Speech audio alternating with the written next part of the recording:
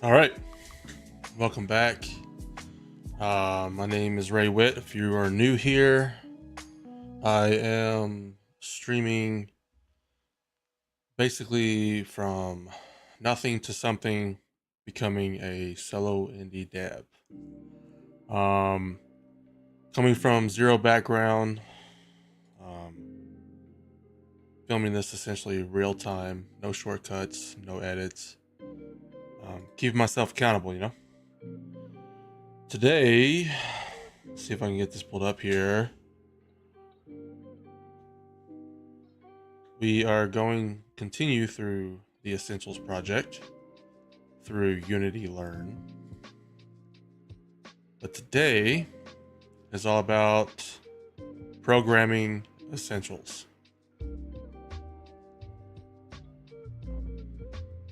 Let's see.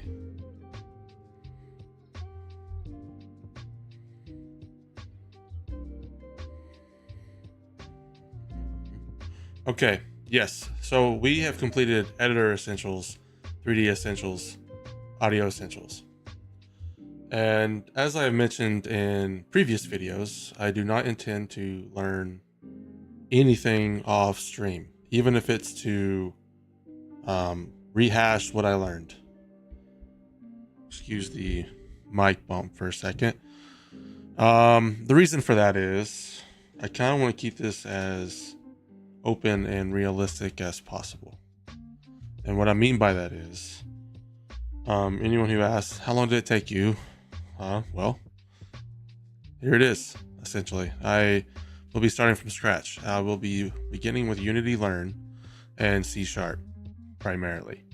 I do have many months of courses to go through, and they will all be here. Additionally, I do want to do this as free as possible. If I make any purchases from essentially when I started this thing on, I will keep track and I'll inform others. But essentially, I do want to make this as free as possible, right? So I will shy away from having to buy anything and use it on stream here. The only thing you can expect is if I use free assets, I will use these free assets temporarily until I learn how to make my own. When I get to the point, and this is for the learning portion of my streams, however long that may be.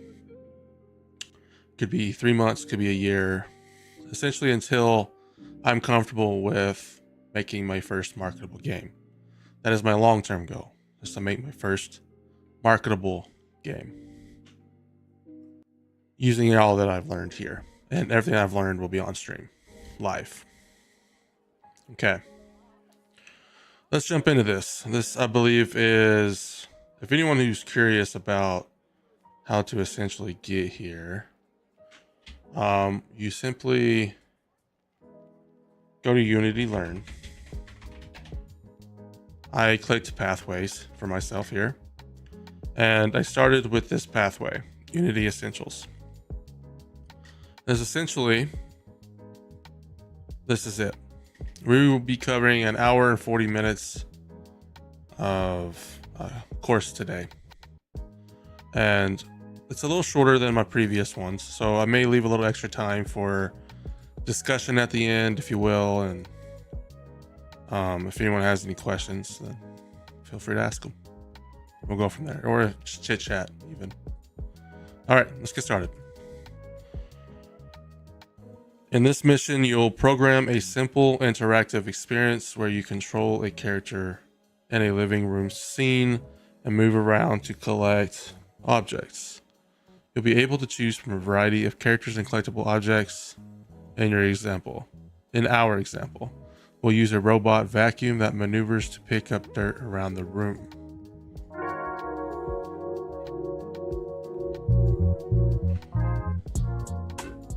Learning to program in Unity opens up limitless possibilities for interactivity, allowing you to develop unique and engaging experiences. Depending on the code you write, you can make a puzzle game, an action adventure, a product configurator, a VR simulation, and so much more. To learn the essentials of programming, you'll bring an interactive living room scene to life, where the user controls a character to collect objects. First, you'll create a script using some provided code that allows you to steer your character around the room. Next, you'll write your first line of C# code from scratch to make a collectible object rotate, learning about key programming concepts like data types and variables. Then, you'll dive deeper into scripting by making the collectibles disappear and spawn a particle effect when the player collects them. You'll need to learn about new functions and if statements to achieve this. Now, let's jump in and start coding. I also want to state I don't have any experience in C# coding. So I do anticipate the coding going to take me a bit longer than expected. I don't mean this course per se. They do have, let's pull it up here.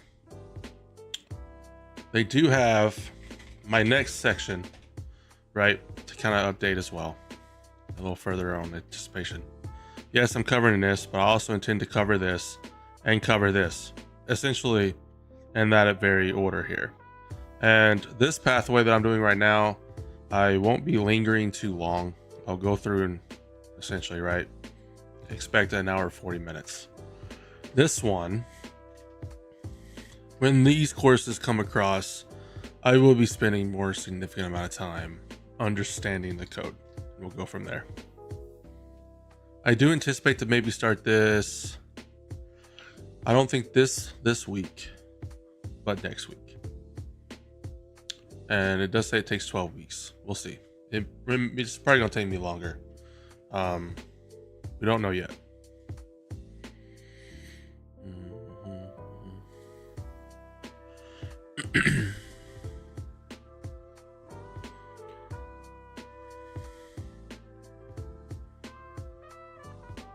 Okay. Looks like we need to open.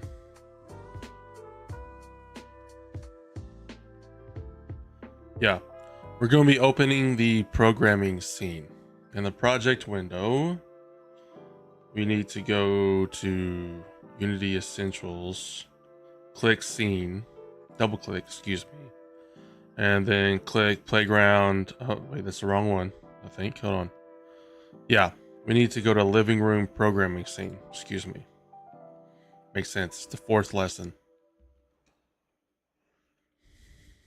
Okay. Adjust your view to the 3D scene. So I'm going to be adjusting my view by using frame, which is F, and then just getting a little better view here. There we go.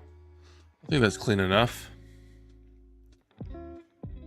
Of course, their image is a little different, but I don't care. I like my angle better. Moving forward. The next step is to add a player to the scene. This player is the character that the user of your game will control.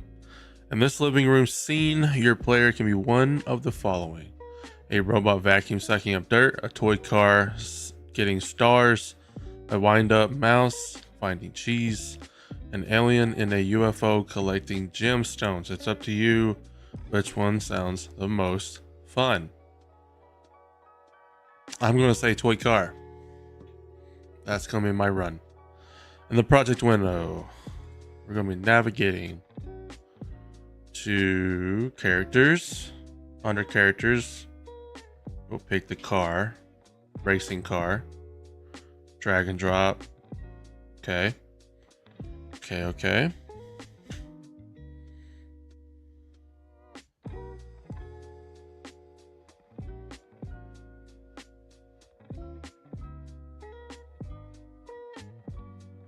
Okay.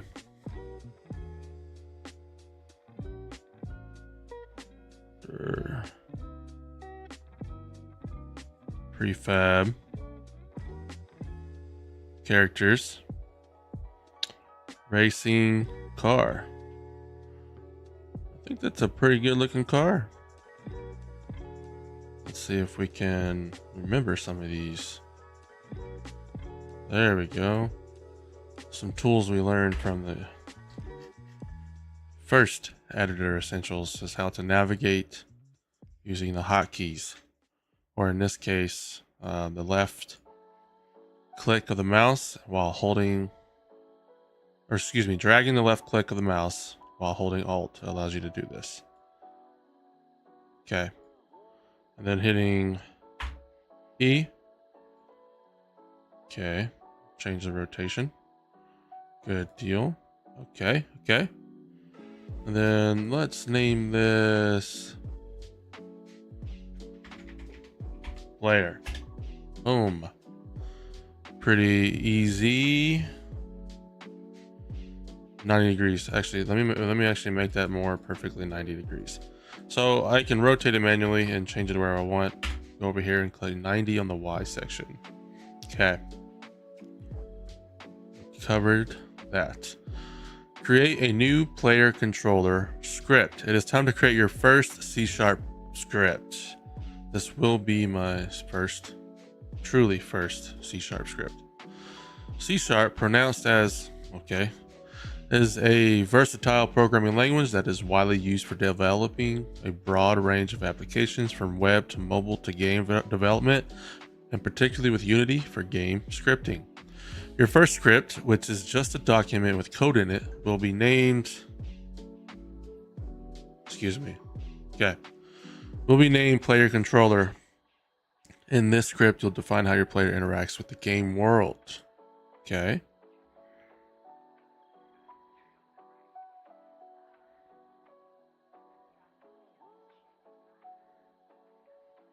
Player controller. Okay. Okay. So under Unity Essentials, scripts, and then create, wait, what did it say? I'm sorry. Let me see here. I think it said create.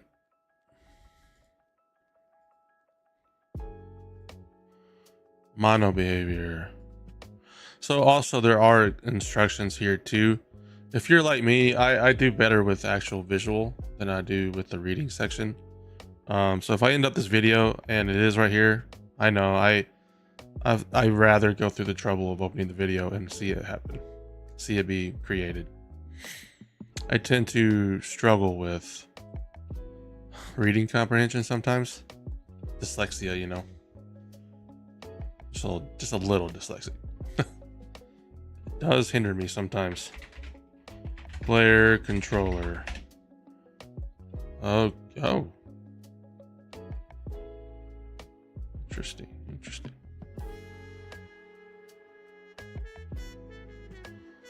Huh. Mono behavior. Start is called once. Interesting. Okay.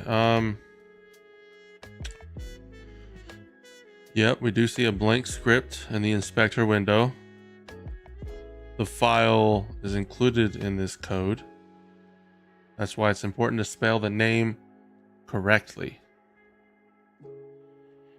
Note, if you make a typo in your script name or have to rename it. Okay. Additionally, I did add a overlay to this, the OBS side of this stream. If it's distracting, I'll remove it and I'll find another method here. I started seeing on the previous streams when I speak with people in chat. Typically I do a multi-stream, right? So my chat looks a little different. This is what my chat is. It shares YouTube and Twitch. And as some reason I can't find a means to get this to be an overlay on my screen. So if it's distracting, I do have it over my camera on your side. I don't personally see it, but this is for when you type something, other people see what I was responding to. If it's distracting, I'll find another method. But until someone makes a comment, I'm just gonna leave it there. Okay. All right.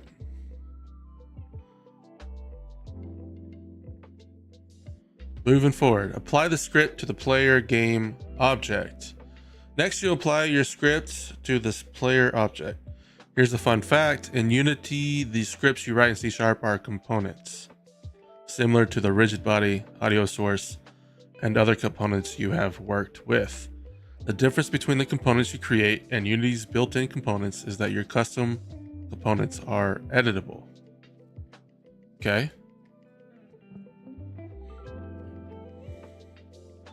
Drag the script. Okay, to assign it to player. Click on player. Oh, okay, I see. Okay. So essentially we can drag it. Wait, hold on. I don't know if it matters if I click it. Probably doesn't. Yes, it does. I didn't see it. Can I just do it this way? I sure can. All right, instead of dropping it on the object itself, I selected the object. Because I don't know why that didn't. Well, whatever. It's underneath the object player now. Okay, hierarchy window. Yep. Then, yep. Okay. And Control S for save. Okay. Unity doesn't allow you to edit code directly in the Unity editor. So the next step is to open your player controller script in a separate script editor application, which I believe Visual Studio Code. I'm going to see if I can use Writer. I've heard really good things about Writer. So I have Writer and Visual Script downloaded. If I may just use Visual Studio. I'm sure it's going to be the first thing that it pops up and opens. I'm pretty sure there's some kind of settings I got to actually change here, and I'm trying to keep this as cleanly to the course as possible. So like, I don't know if it's going to suggest Visual Studio Code, but I'm certain it's not going to suggest Writer. Okay. Okay, so when you, oh yeah, see, it's probably gonna pull. Okay, so let me see here. See, yeah, Microsoft Visual Studio. That's fine. We'll rock with this for now. But when I get to actually getting past the courses, I do intend to, or at least very likely, swap over to Writer. Another, what's going on here? There's like no free space. Okay. Well, anyways, yep. Okay, wonderful. All right. Well, anyways, we'll just leave it like this. Now I can do it. Okay, it may take a while to open the application. That take me no time at all. When the IDE opens, oh, that's right. They do call these IDE. As to why, can't remember what they stand for.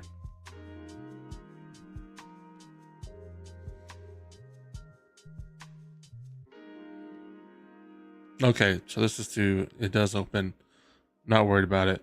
I'm assuming these instructions as well actually tells you how to change your go-to IDE. I'm debating on when I do programming the actual pathway and not this essentials. I am debating doing Writer for that, but I'm a little worried that it might have some effect on the course itself, but I'm not sure. Okay, in this step you will,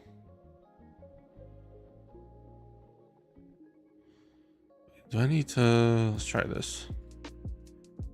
A little too far. Okay.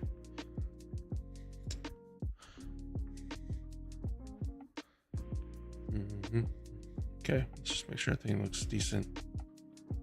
I can see everything. Okay, yeah, I can see everything. Okay. You will infuse life into your player character by adding some pre-written code to the player controller script. This code contains the logic for player movement. To start, you'll copy and paste all the code from a completed script, overriding the code already in your script in its entirety. Later on, it'll take more time to understand the code and write it line by line. Okay. So essentially we're going to delete that. Okay. And copy existing code over. Okay.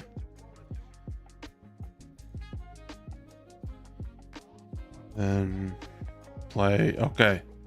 I'm assuming this allows us to move the actual character. Yes, it does. Makes sense. Makes sense. Okay, so did it state where I'm copying this code from? Okay, in your ID in the file.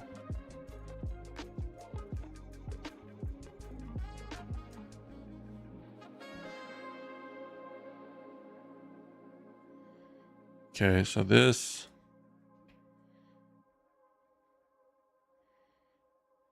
Okay, hold on.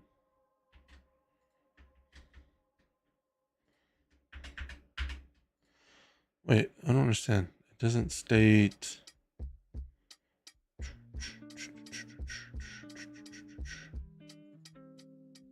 Okay, this is. Where do I get the pre-existing code from?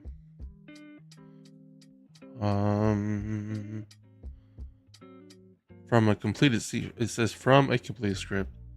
Overriding the code already in your script. Okay.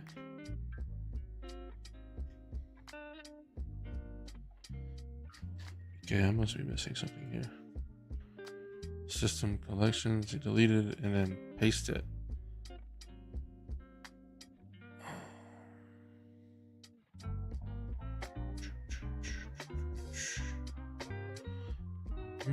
Missing something.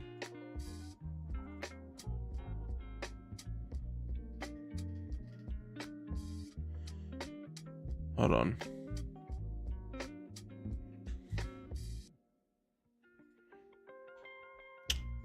See, I'm getting a little confused here because it doesn't state where I am copying from.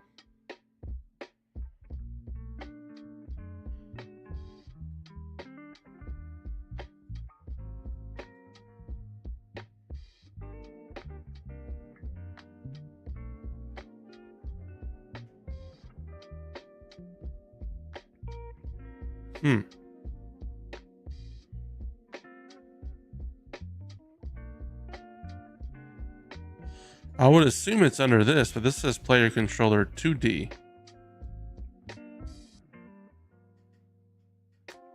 We go to previous here.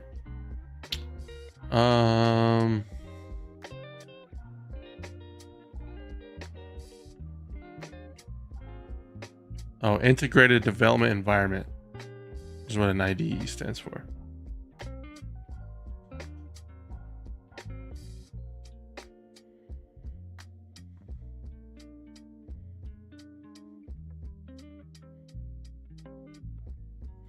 It doesn't state.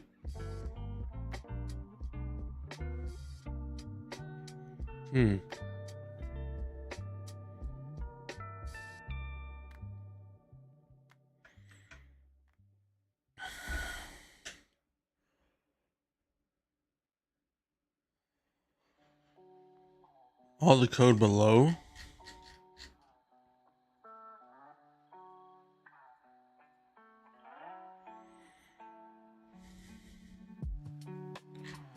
Ah, my goodness. I just needed to scroll a little bit more. All right. Okay. Does that look about right? I got yellow bars on mine. Oh well, I'll just check it. Then control. Just gonna paste this code, okay, and then control S. Actually, I don't know if it.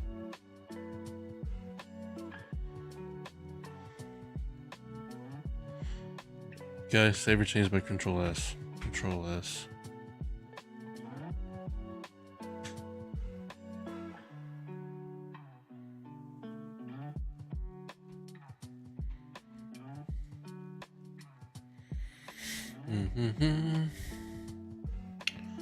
Okay. There's a lot of yellow lines.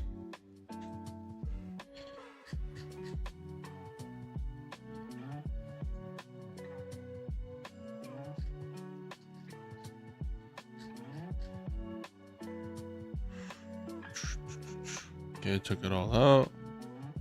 Paste it all in. He's not having any issues.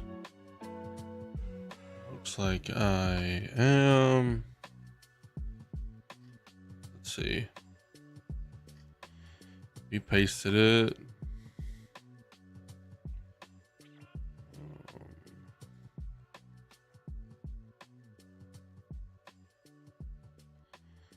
Okay, so I just needed to save. Let's check.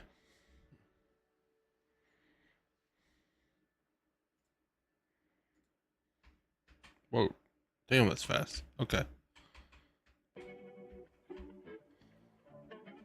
All right, well, I just took off. Okay, it works. Let's see what we need to do next.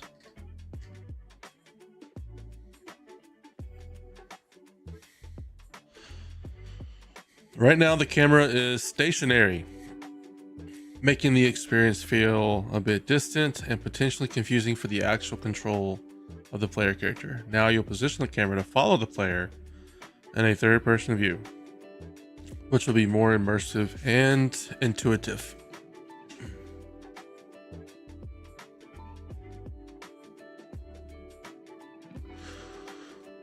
Checking something here. Okay. Main camera should be simply, oh, 0, 0, 0. Position everything. Then we'll manually do it. Okay. Tilt it a little bit, maybe? No? Okay. Fair enough. Okay, okay. I like that. Neat. Okay. Let's main camera, drag to player.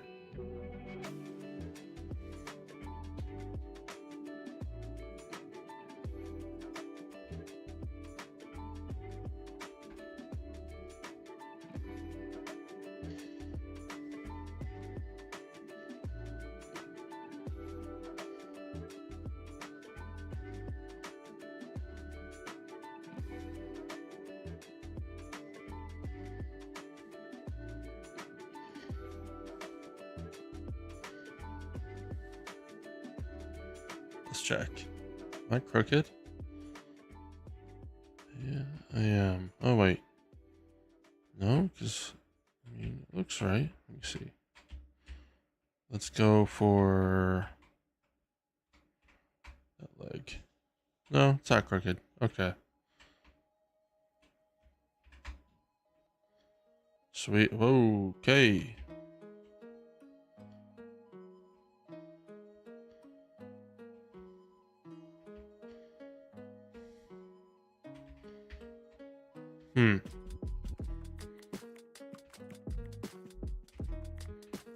Okay, nice. I think we took care. Okay. I think I might try. Oh, that was way too far. Try to change, not that. The actual camera. And then back a little down, maybe like that. See what that looks like. It's a little better, I think, except I got it too close, but I think it's a little better.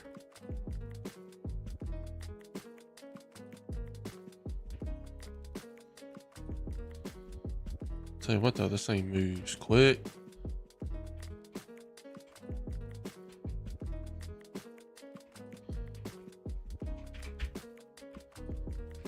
Okay.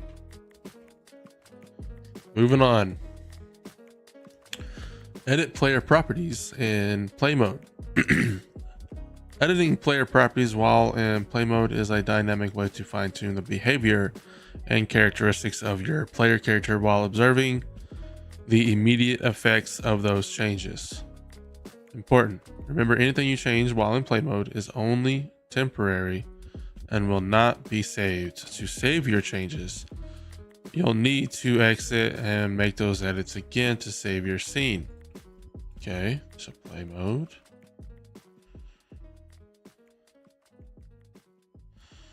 Oh, allows you to test.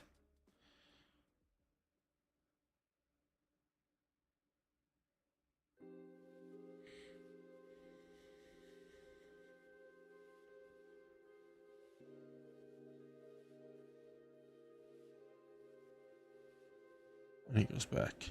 Okay. And then whatever you liked, you keep. Okay. Let's do it.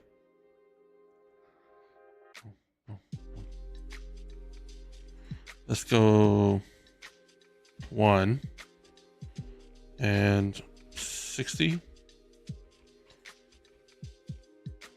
That is crazy slow. Let's go like 50 for speed and like 500. Let's go a little crazy. Okay. Aha. How am I still able to?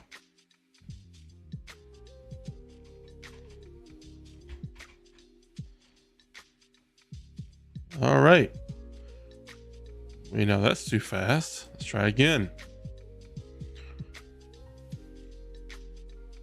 Let's go like 25. Just so I can kind of control it. Damn, man, that's fast.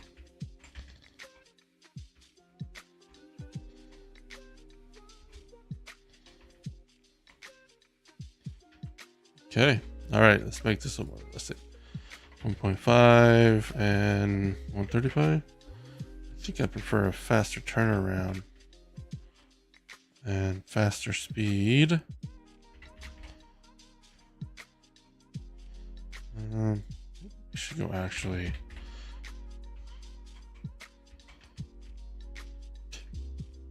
I want to be more controllable.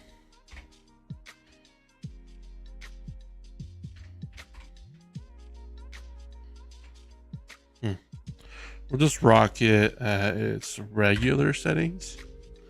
No need to change.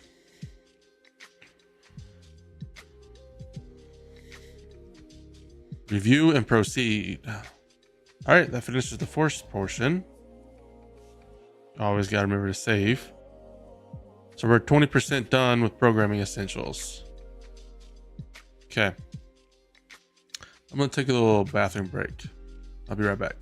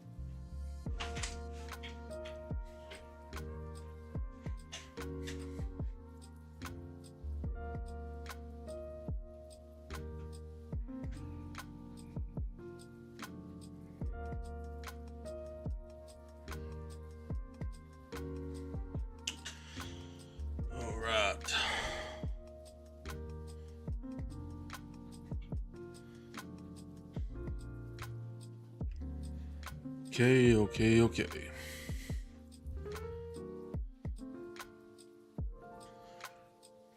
All right. And I am back. Let's see here. To create a simple rotating object, program your first line of code from scratch to make your collectible object rotate around its y-axis.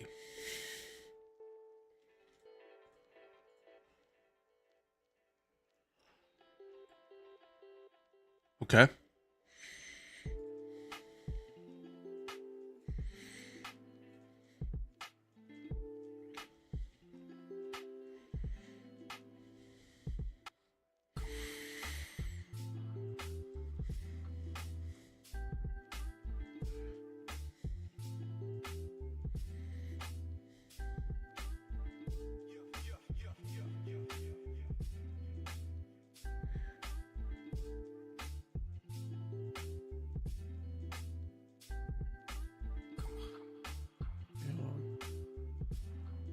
Okay.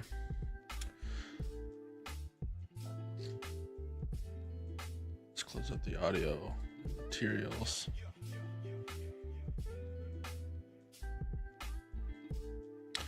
Oh, we can do multiple types here. Maybe I'll do... Well, we are going to do a star at least. Right?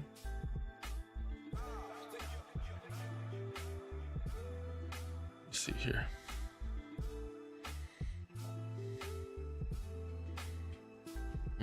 Okay.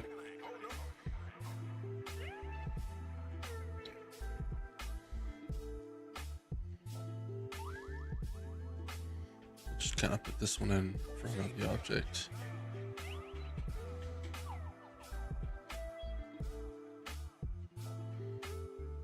Ah, hit the wrong button again. Not sure what it even did. All right. Okay. We dragged and dropped. Yeah, just position. I don't know if I really want to change the scale. We'll do it. Yeah, maybe like that. Seems relatively decent.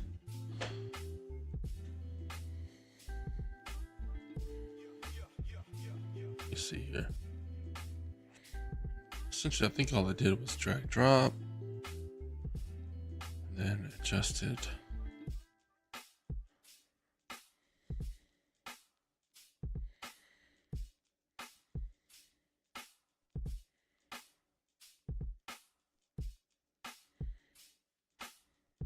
Okay. In this step, you'll create a new and empty script. The script, which you'll name collectible, will govern the behavior of the collectible objects in the scene. Okay. Under scripts, create on a behavior. Of course, we'll drag it to the object.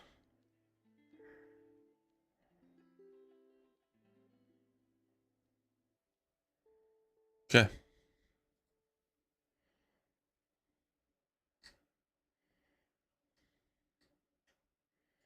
Right.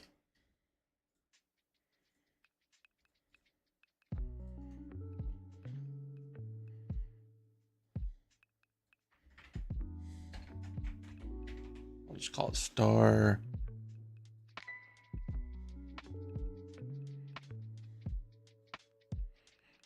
Okay. So now it has a script. Make sure we did it all right. Yep. Just named our star because that's what it is. What was it doing that for?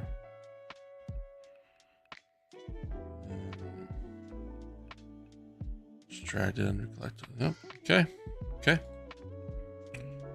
Review the structure of the default script. Before you start coding, take a minute to review the structure of the default script you have just created. This might feel overwhelming at first, especially if you're new to programming. It's important to remember that understanding the nuances of scripting is a gradual process. and it's entirely normal to feel a bit daunted at this point. So don't worry about that and trust that it will all slowly start to make sense over time. Yeah, we'll see. Void.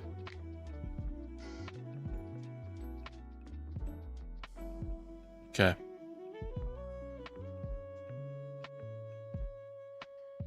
Okay, wait, what? Excuse me, what did it say? Okay. We're not consistent. You want to normalize the file endings. Sure.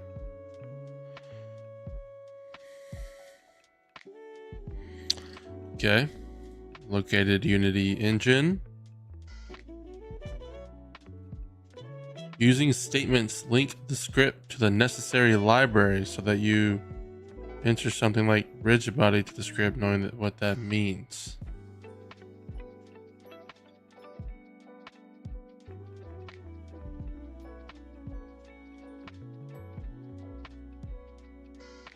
Okay.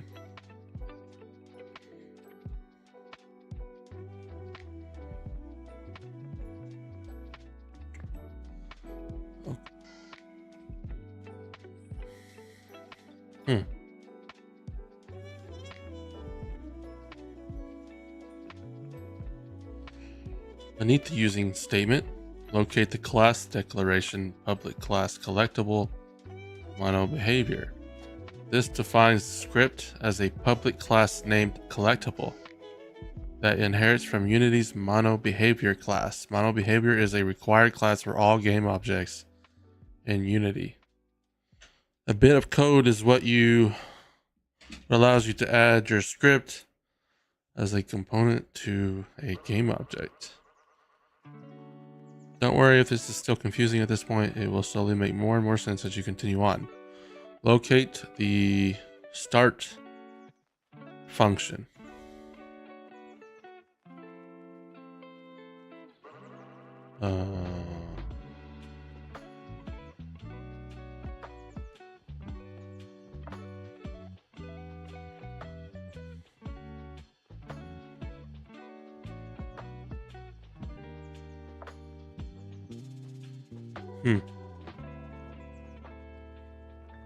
Okay.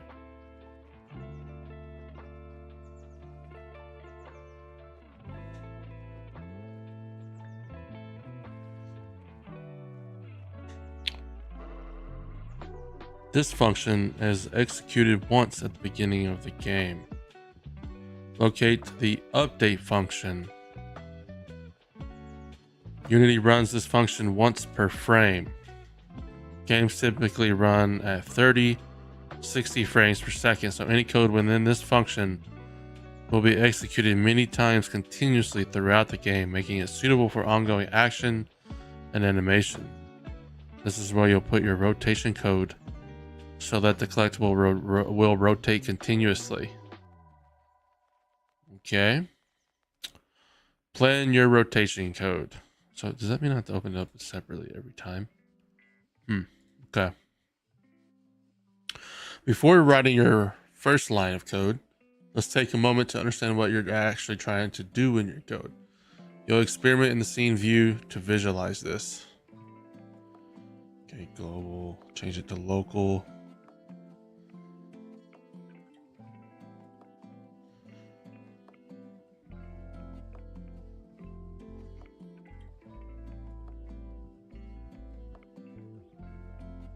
Okay.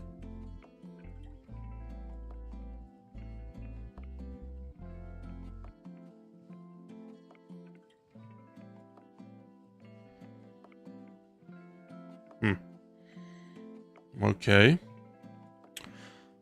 We selected the object. We have a good view of it. Now we have an even better view.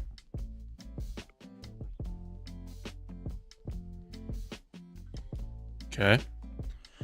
In the inspector window, drag the Y. If you hold down Shift, you drag Y.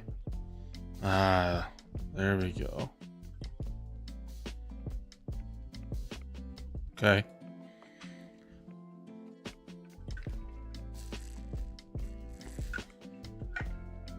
Pretty straightforward. It's time to add continuous rotation from your collectible script. You'll do this by manipulating the object's transform component, which controls the object's position, rotation, and scale in the scene. Specifically, you'll use the transform.rotate method, a built-in Unity function that makes an object rotate in three-dimensional space for a simple rotation effect. You'll change the Y value, which makes the object rotate around its vertical axis. When you put this rotation code in the update function, the collectible will rotate a little bit each frame, making it appear to smoothly, continuously rotate. Excuse me. Okay, transform dot rotate 0, 1, 0. I'm assuming this is X, Y, Z. So Y is, that's probably why Y is 1, which means it's making 1 per frame. And since it's an update continuous, ideally whatever 30, 60 frames. I don't know what the frames are set, but okay. Let me go back to the script here. And then we go transform. Can I just click? No. Okay. Transform dot. I'll tell you what though, that seriously is helpful having at least an understanding through this.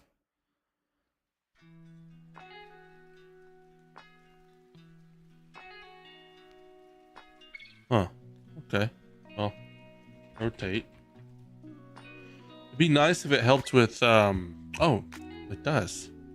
I was going to ask if it helped with syntax. It kind of does, I would say. 0, 1. I don't know if spaces matter. Do I need to end the syntax with... I don't think I caught that. Did he end the syntax with a semicolon? Well, he's cleaning it up, obviously. Rotate 0. Space is unnecessary, I guess. It does look clean. Yeah, semicolon. Okay. And then we needed to... So, okay. Wait, what is he clicking to save? Because the way I need to do it is more manual. Okay, so it does give you an X. I mean, a red mark to discern a...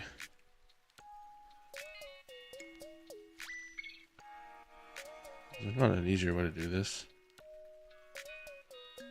What is the save button without having to... well, whatever. We'll move on. Okay. Excuse me. Okay. So it's not per frame, it's per degree. Okay. Don't forget to add the semicolon at the end. The line instructs Unity to rotate the collectible object 1 degree around the y-axis in each frame, creating a continuous rotation effect. Back in the Unity editor, let's play. See what it looks like. I say that's rotating. Can you grab it yet? Nope. You can go through it though. I still think the speed might be too much. Maybe I should turn the speed down a little bit. Let's do that.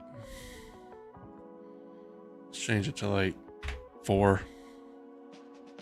Then Control S it. Okay.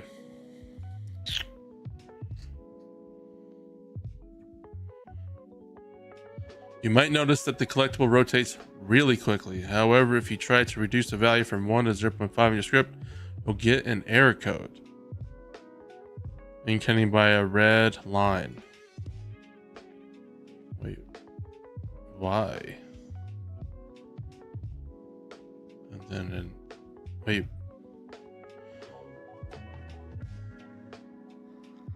Okay. In C#, decimal numbers are treated as floats. Okay, that makes sense. A float, short for floating point number, is a data type that can handle decimals. Data types and programs specify the type of value and how the computer interprets this value. For instance, integers for whole numbers, floats for decimal numbers, and strings for text. Okay, well, integer whole numbers make sense. Okay, when you use float values in C#, you need to explicitly indicate it's a float by putting an F at the end of the number. F at the end of the number. So 0.5 F. It's gotta be an easier way to save. Let's see something real quick here. Visual Studio. Save macro.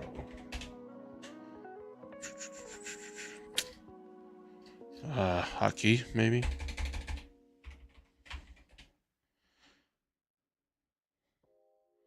Is it also Control S? No way. Let's see. Oh, now I just feel dumb. Okay. All right. So we did that. Save the script, return to Unity, play your scene to observe. Playing the scene.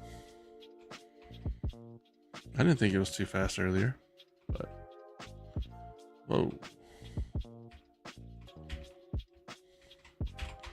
In fact, the wheels don't turn. Interesting. Okay. All right, moving forward. Declare new rotation speed variable.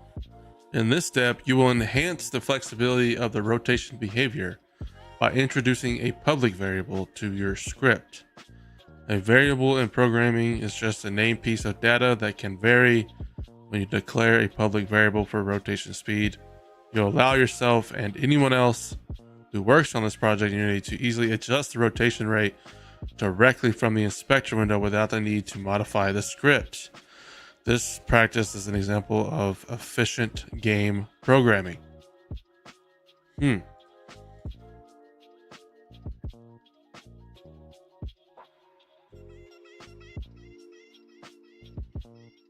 Public float rotation speed.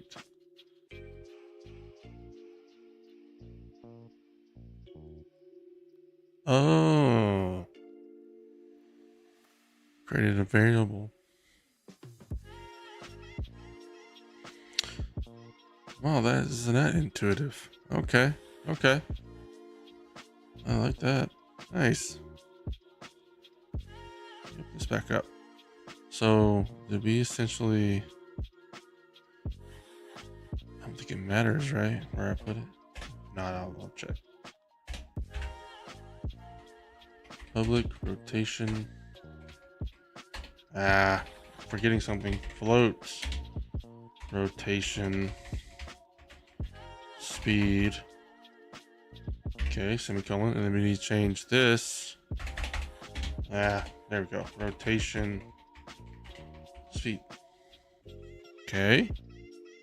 And then Control S it.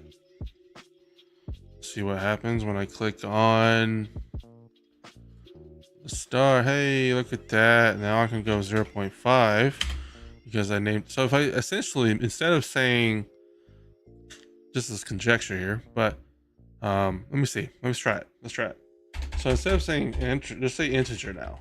Let's see what an integer does. Well, okay, so obviously it's red.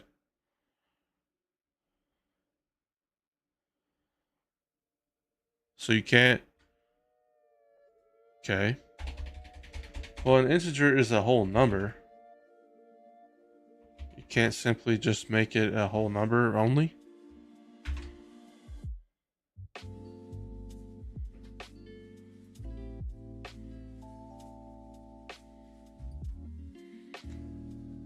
A namespace name could not be found, but float is. Or do I just do int? Does that make a difference? I don't know if I hit the right button.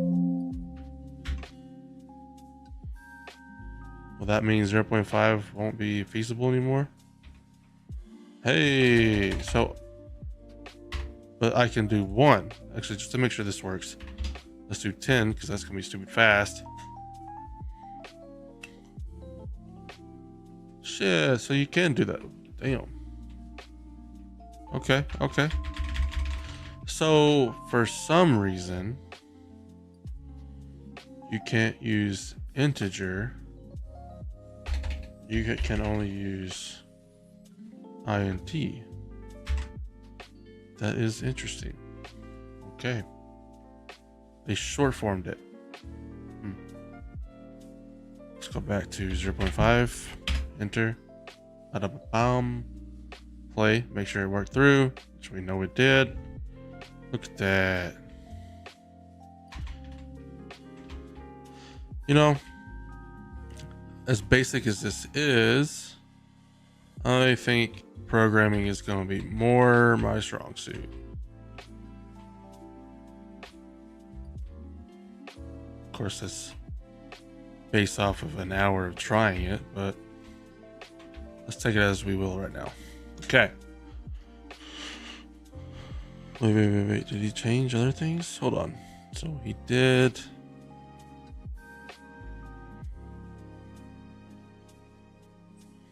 Public. Guess skip a little bit of that. And then we did that. Okay. Okay.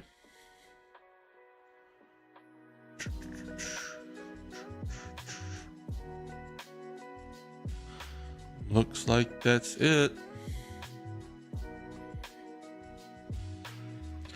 Easy peasy. Now replace. Okay. Okay, moving forward. Well, that completes this portion. Let's move on to the third. Of course, I always forget to save. Collect the collectibles. Make each collectible disappear and spawn a cool particle effect when the player gets it.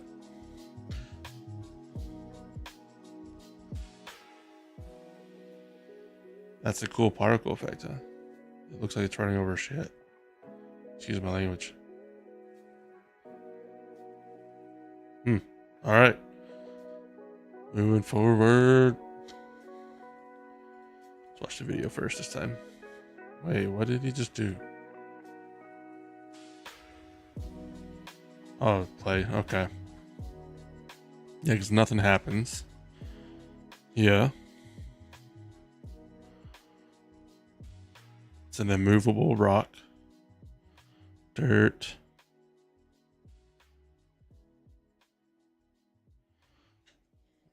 Is trigger.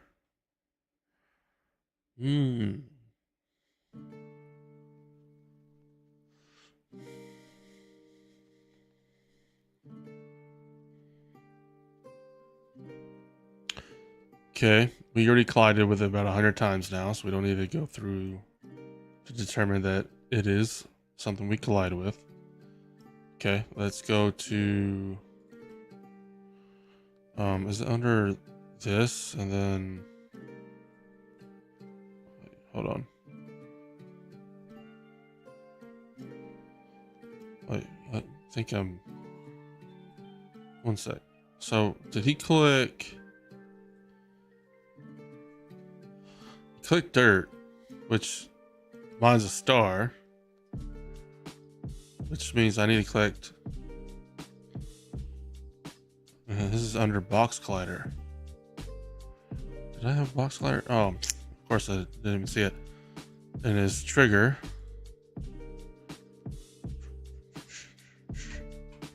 Sick.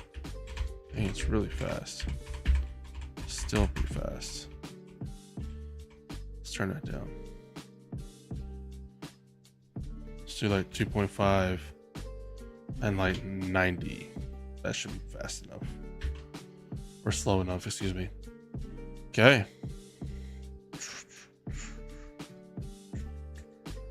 Yeah, no physical resistance.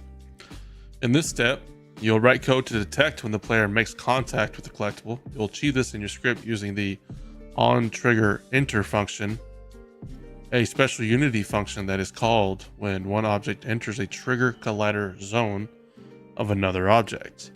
It's important to note that onTriggerEnter is only called if at least one of the objects involved has a rigid body component attached to it. Player object already has a rigid body component, so you are all set. Open the collectible. Then we're going to go to the bottom. That's where we'll input our onTriggerEnter. Then collider trigger.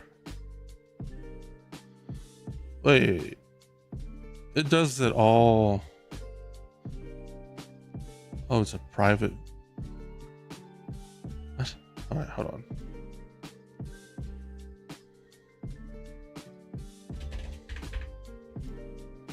On. Whoa, how'd that happen? Okay, on trigger enter.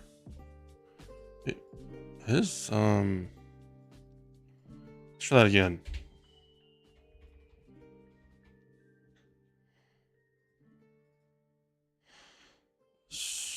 Hold on. Let's see how he does that. I don't remember. Did he write? Maybe I just missed it. Let's see.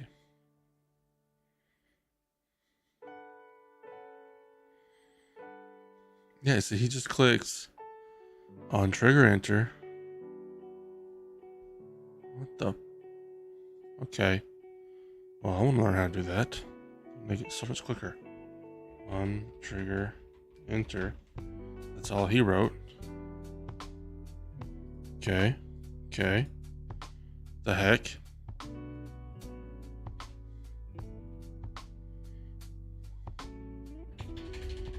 Hold on. I'm gonna have to figure this out. Wait a minute. Did I close?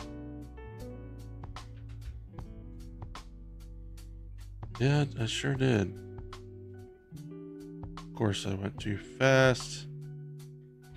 Change that back to float there. I need to go here, here, here, on trigger.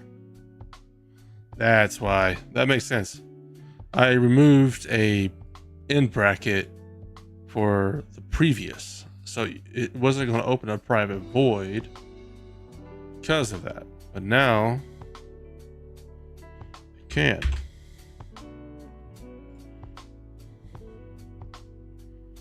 Okay. I do believe that was the end of.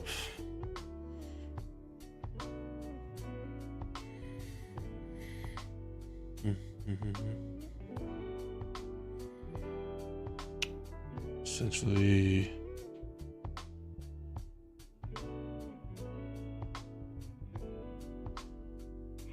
Okay, that was essentially it. Okay, moving forward.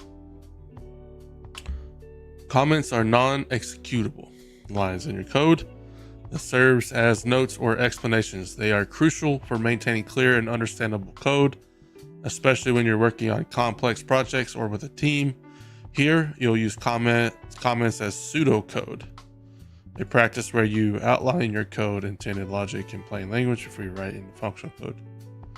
In C# comments are marked with // Anything following these two slashes on the same line is ignored when the code runs. Makes sense.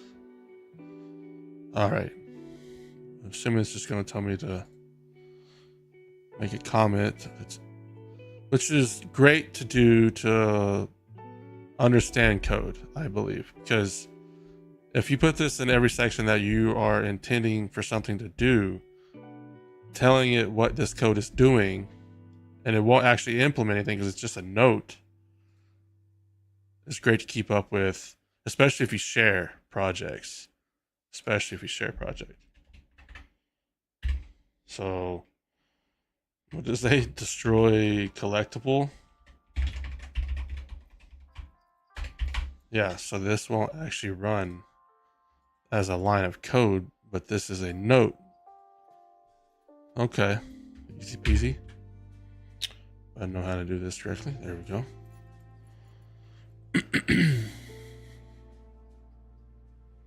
Okay. In this step, you'll make the collectible disappear when the player interacts with it. You'll use the destroy method in Unity, which removes game objects from the scene. This will make it seem like the player has collected the object. Okay, this is going to be under the destroy. Okay. Game object. Okay. Semicolon to end the line of code. How's he saving it manually this time? Okay. Well, anyways, we'll pause there. And we'll add destroy game object semicolon. Control S to save.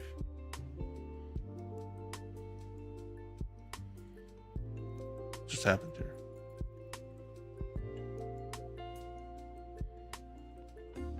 Okay.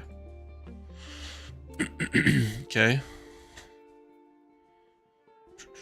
I'm assuming the end of the video was just to play. Okay. It did destroy it. Let me just double check here. See what you wanted me to do next. Okay, it was simply to play. I'm assuming to essentially run it over. Wait, click dirt. Okay, well, oh, okay, I see.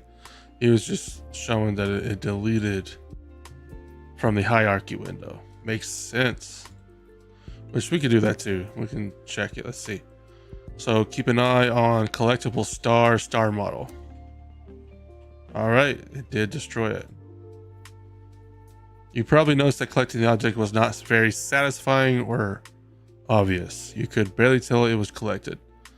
When the player accomplishes something, they should get some kind of visual feedback to make that clear. Simple visual effects like puffs of smoke or mini explosions are one of the most effective ways to provide this visual feedback. So we're going to be using a particle system. So we need to go to VFX, burnt, or burst, excuse me. I thought I said burnt. Okay.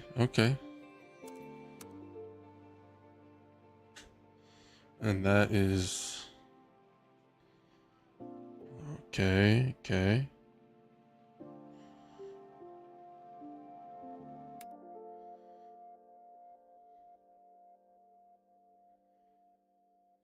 All right. Back to prefabs. VFX. Ah, damn it. Clicked the wrong button. Back to prefabs, VFX. That's how you... Where's the restart button? Aha.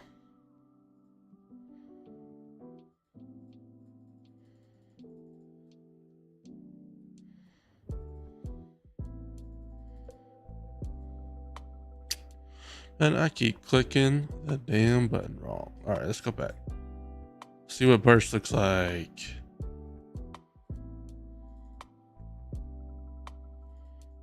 And then this is float.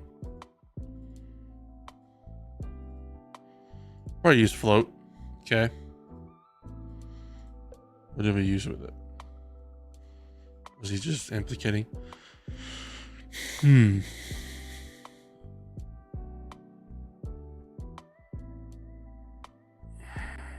Okay, it looks like we're not applying it yet. Variables store data that you can reference and manipulate in your code. For example, you made a float variable for the rotation speed of your collectible in the previous tutorial. Variables aren't just limited to numbers though. They can be any data type and can even have game objects variables. Public game object. On collect effect. Okay, so we're naming it on collect effect. Saving it.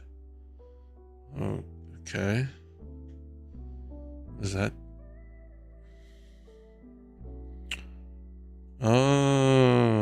Okay.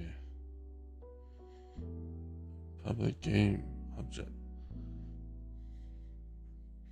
That. Wow. Okay. It's pretty sick, actually. All right, moving forward. Let's go back up. It's under rotation speed, and we are using public game object on collect effect. If I can spell. Sweet. And then Control S, carry it over. And now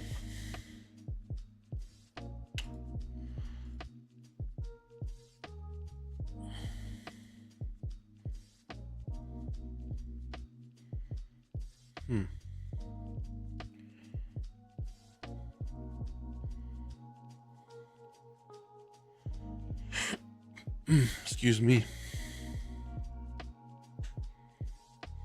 Oh, hold on. Shouldn't be under. Yeah, right here. Okay. And then let's do float up.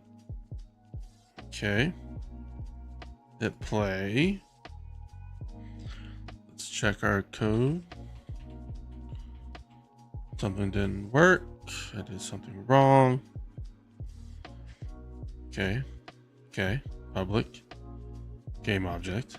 We did that. We named it.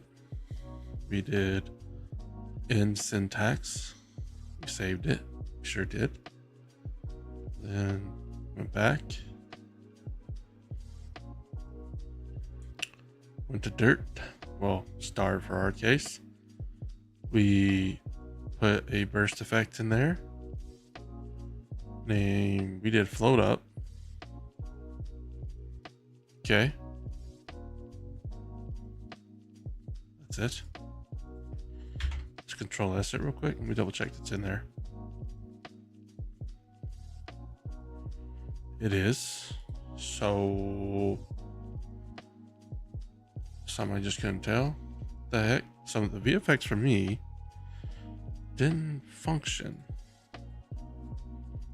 Let's I don't click the right area. There we go. Let's try splatter. See what that does. Not sure.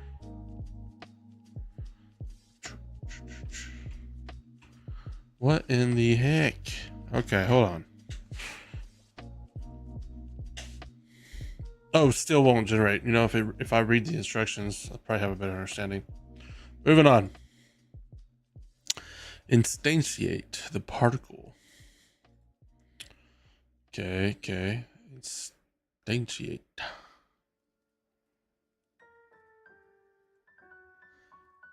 Okay. On collect effect. Transform. Dot position.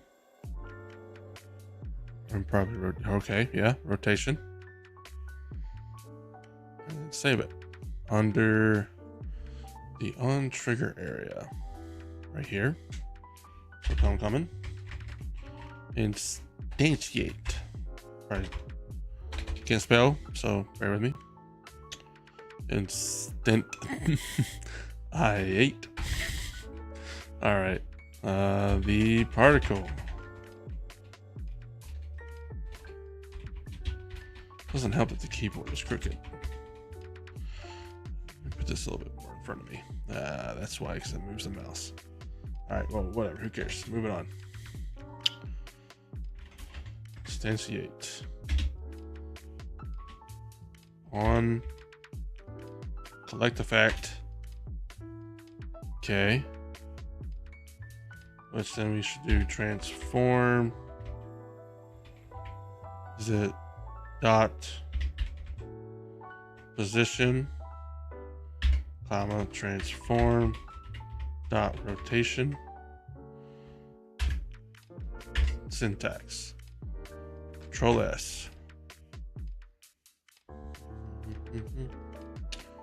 All right, let's see what this does. Yo, it worked very quickly.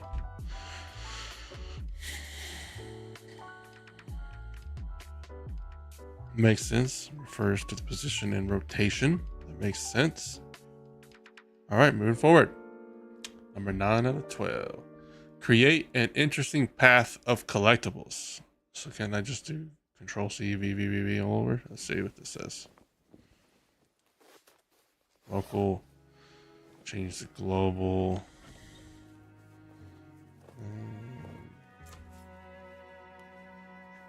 Perspective.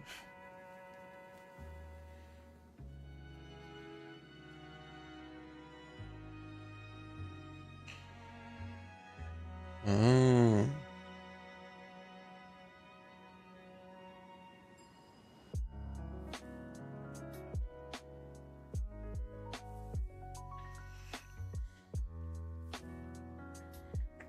I think I get the concept.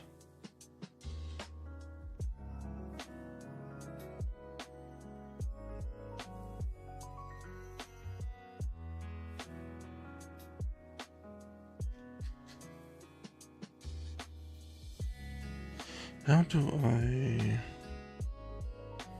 Let's see. Yeah, let's do it though. And if you can do it right.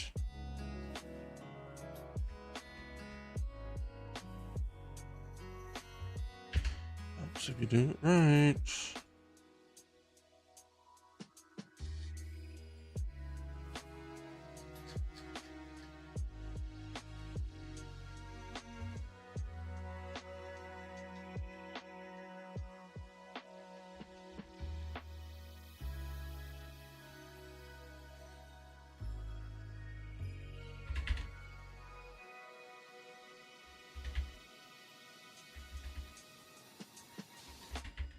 I'm not gonna spend too much time on this part.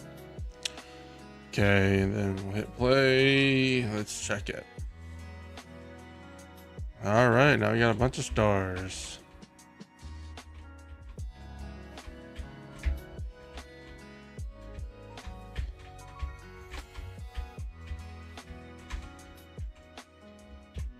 Okay.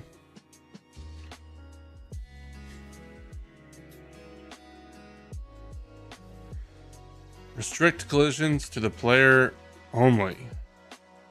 When you spread collectibles around the room, you may have noticed something strange. Collectibles disappear when they collide with one of the chairs. Oh.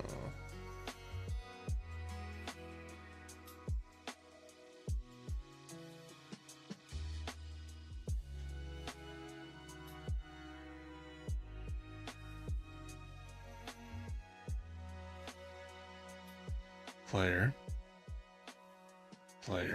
Okay. Oh, we need to make the code where if. Okay, an if statement. Other dot compare tag player.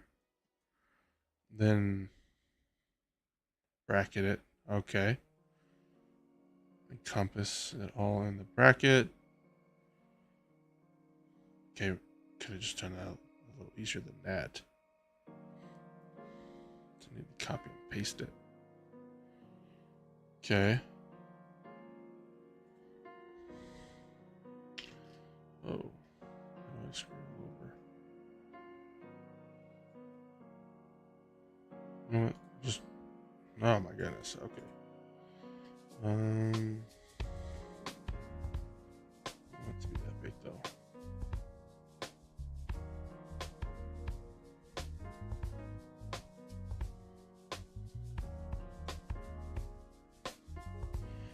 Okay.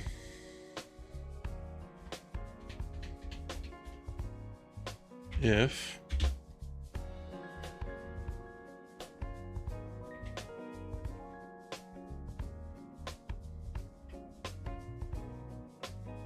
what? Here's something. So compare tag. Okay. Oh, I see. So I'll need to go in there and change my tag. I forgot about that.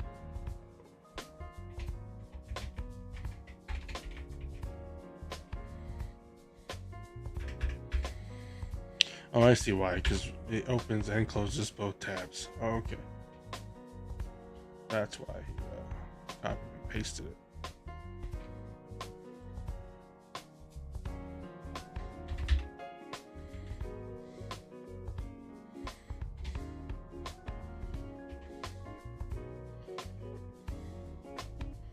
And click on player.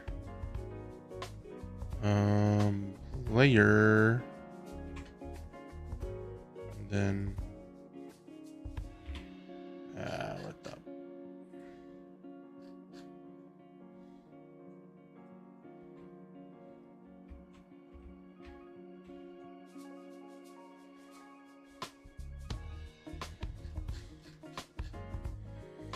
to test it, we need to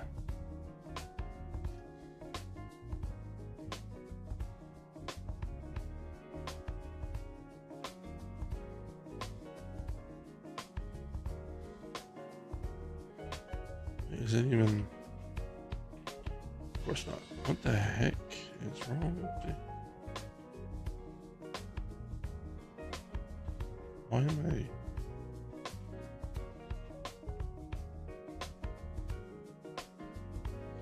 I'm really stuck here.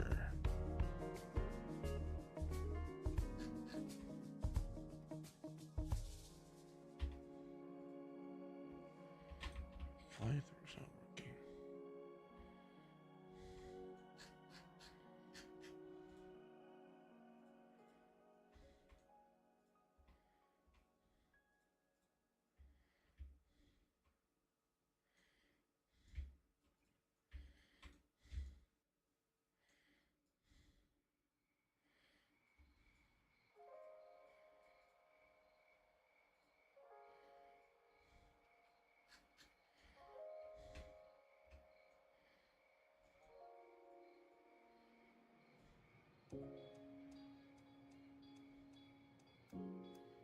All compilers need to be fixed.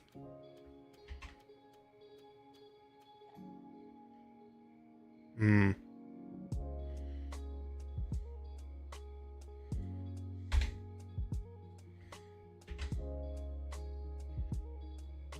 Okay.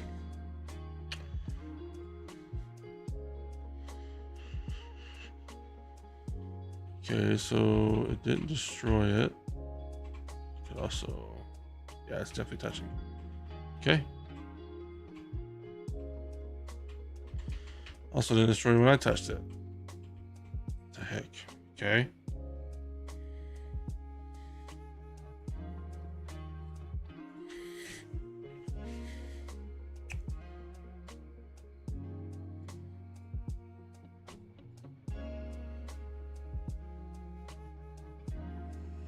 Click on player, tag, as player.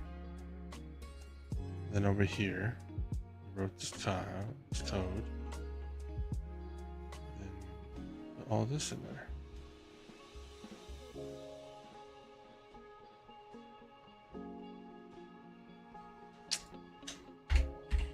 I could spell.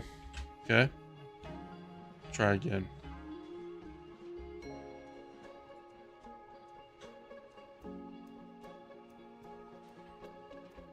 Ah, it works. Okay. Moving forward, you now have a lot of collectible objects in your scene, and the hierarchy window is getting very cluttered. Take a moment to organize the hierarchy using an empty parent game object. Empty parent game object. Oh, I see. So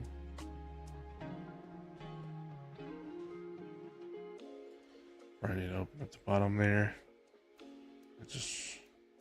Okay, select them all. Create an empty parent. Collectibles. Okay. This.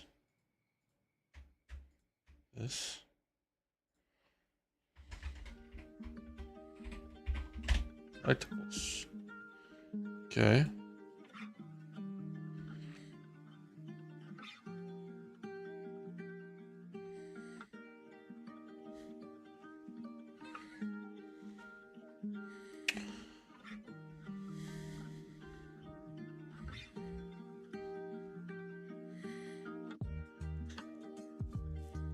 All right, easy enough. Proceed to the next tutorial. Congratulations on completing your interactive living room scene. I always forget to save. Now we're 60%. Programming essentials. More things to try. Further develop your project and skills with optional challenges of varying difficulty. Of course, as always, we go through them all. The ability for a player character to jump unlocks limitless additional gameplay possibilities and mechanics. In this extra challenge, you'll give the player the ability to jump with just a few lines of code. The optional challenge is classified as easy difficulty. Okay, we go to scripts, create a new script. Yes. Or wait, no, it's under player control. We don't need to do that. Public, afloat, jump, force equals 5.0 F because F is float. And then under update, if input dot get button down jump button add force vector 3 up.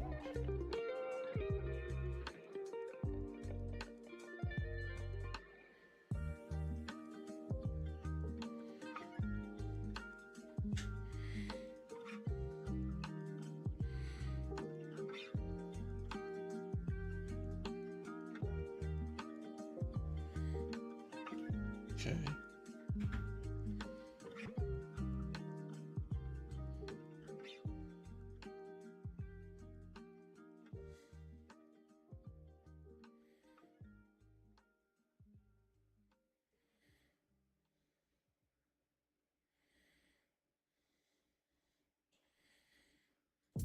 Okay. Let's have the script open.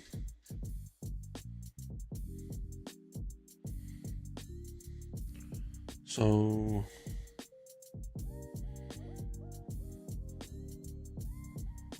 let me see. Trying to understand. We should put under the update. So we do a reference first. Okay, under the okay. So we have public float. It's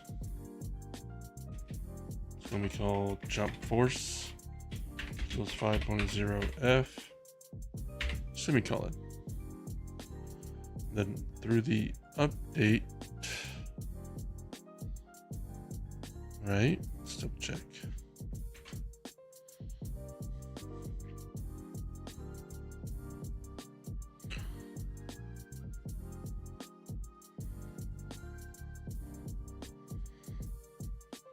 Okay.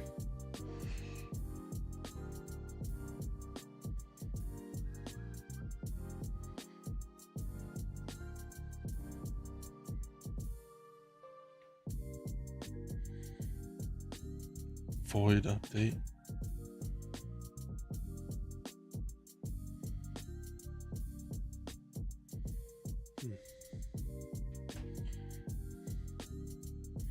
If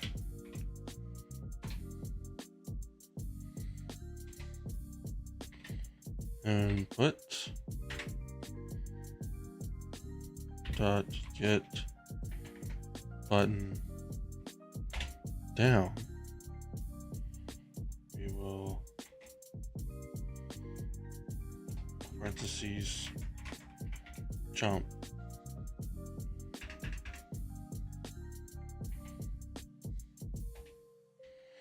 And so what did it say?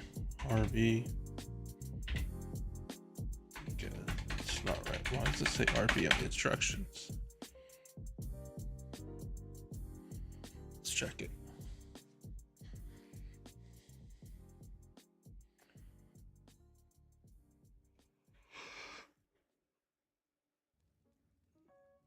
Okay, it does say RB. Okay, what did it not let me do that for? they update that? We'll just continue forward.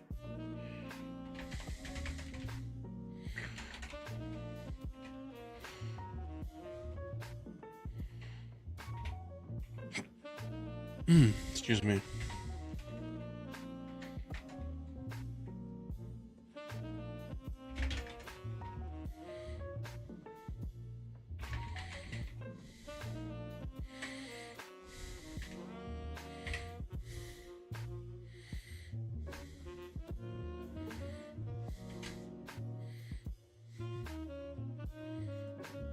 Okay, so that's what I did. But why won't it let me see something?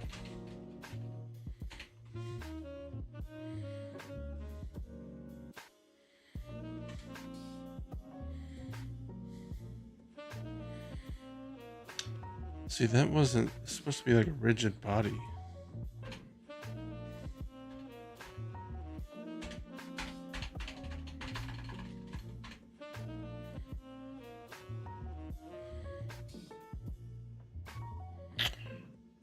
So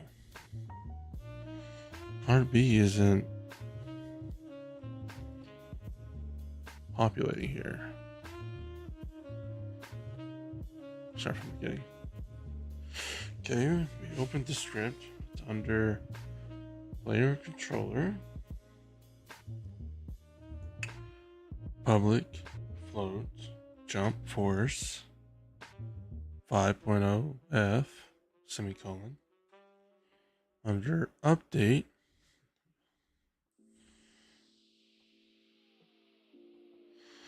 if input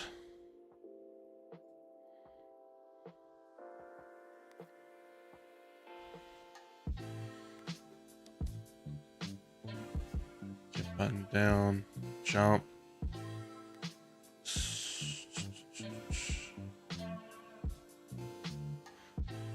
I don't know, something's odd. It says use RB. It does say to use RB.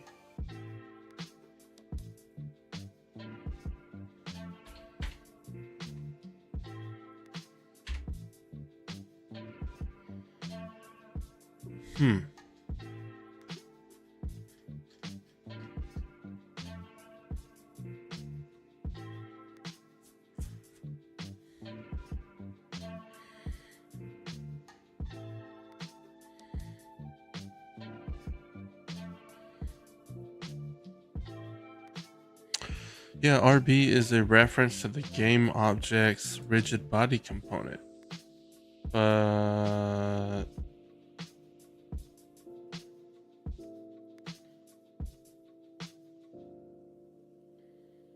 does not exist in the current context. That doesn't make any sense.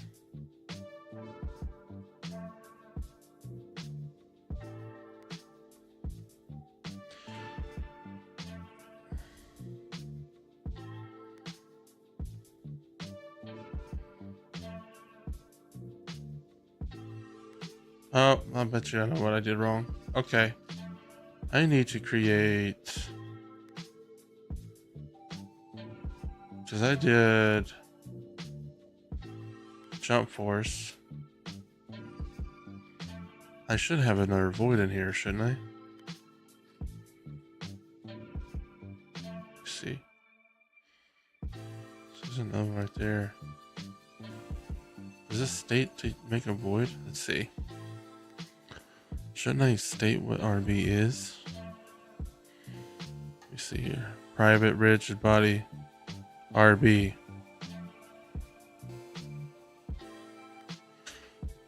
Okay.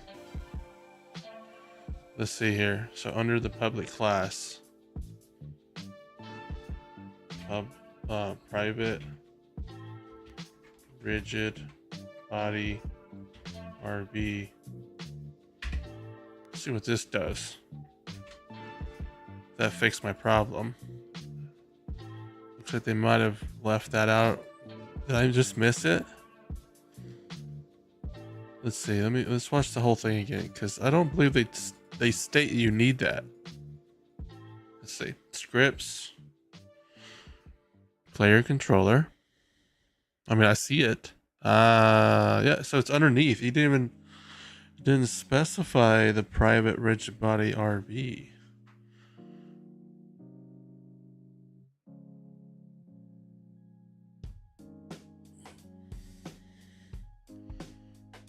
If I input, let's just make sure that's what I needed. Let's hit play. Let's see what's going on here. It should be spacebar.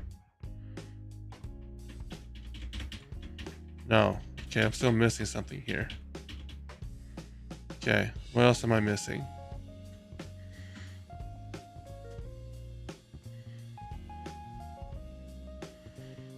Okay, so I have private rigid body. Matters where it's at. It does. Let's just put it there. Because I got rigid body RB.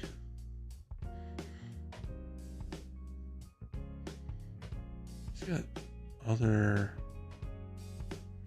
stuff here.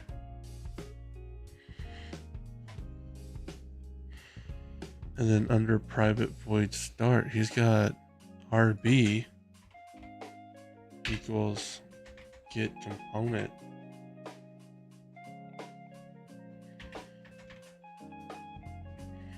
Rigid body.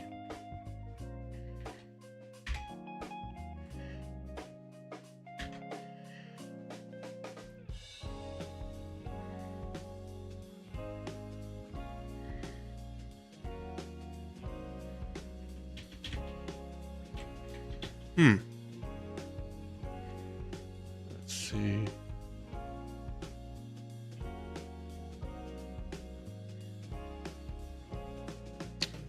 We did the public float.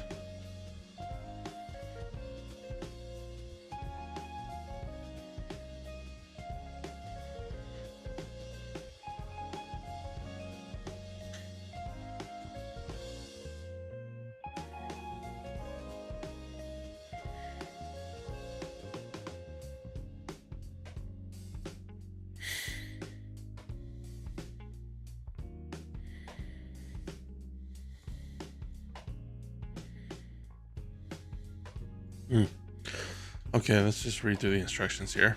Open the player controller script. Okay.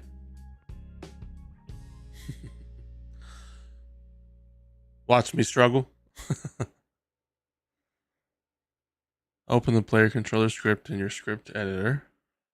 Add the following variable declaration statement directly below your other speed and rotation speed. Jump force. Okay, rotation. Uncollect. Other speed. I don't really have other speed. Let's see what he uses for other speed.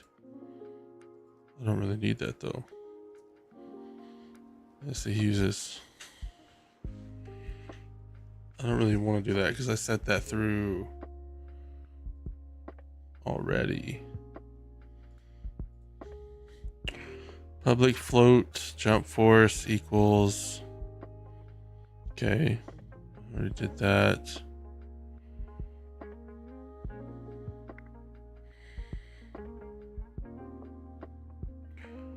If input to get button down, jump.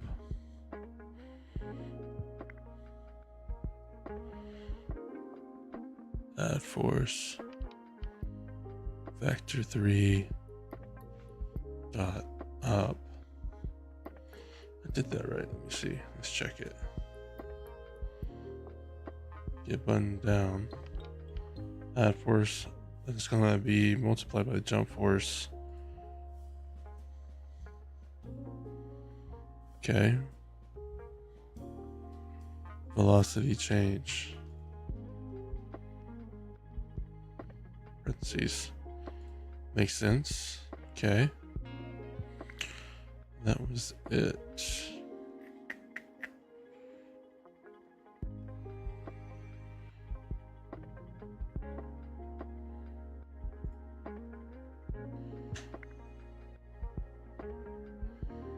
Let's see if it actually added to.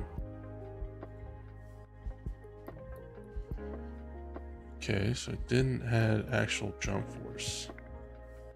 Let's see.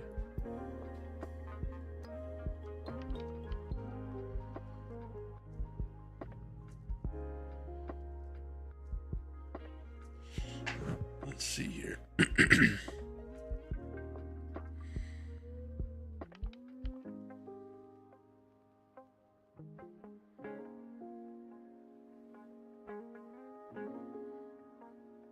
RB equals get component.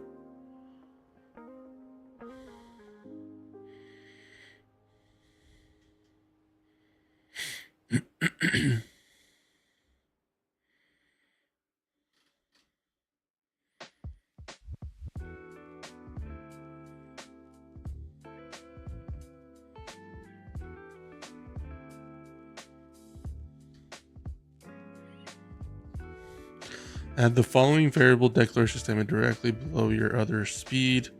So I didn't do speed because we do it controller effects. But on rotation, because we created a variable.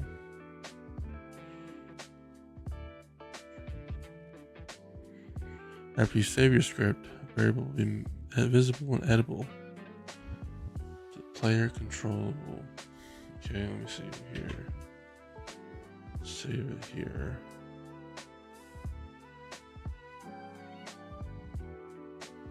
Instead, how about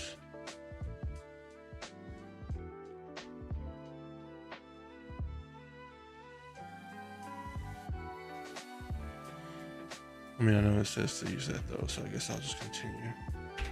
So let's see if it would generate. It does generate rotation speed. Wait, oh, I see what I'm doing. Hold on. Take this and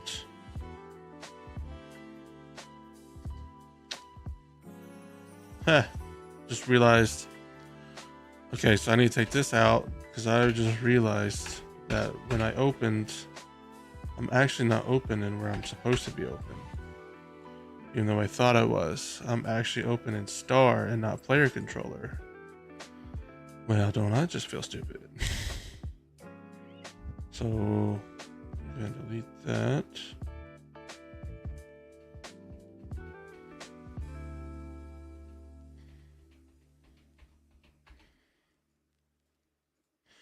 That would make way more sense here.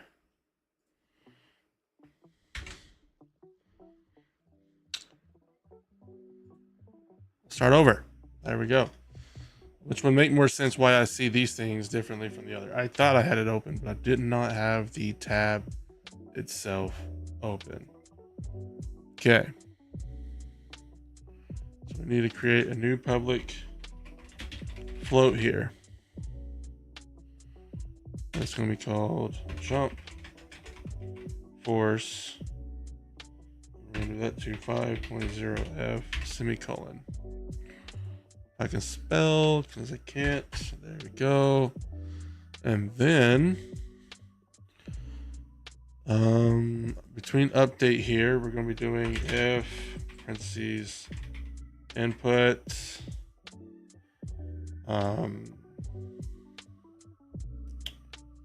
shoot. Let me see. I think it's dot get button. Dot get button down.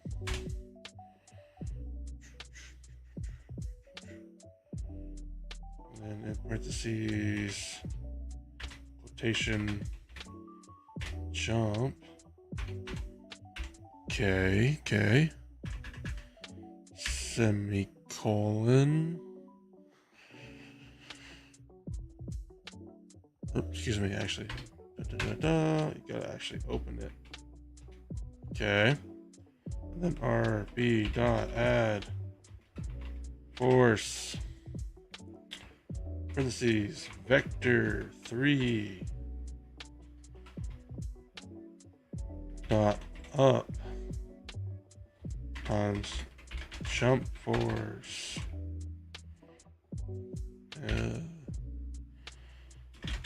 force mode dot velocity change semicolon control S. Did I put that in the right place? Oh, I wrote change twice. Control S. This whole time I was putting it on star. That's hilarious. Let's see if that made any difference here. It certainly did. Look at that.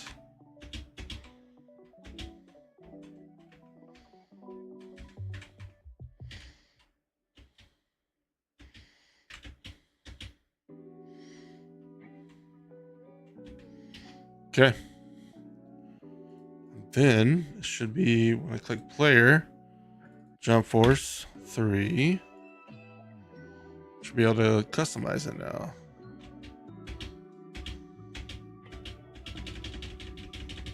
So you can literally just repeat it though. If you just mash spacebar.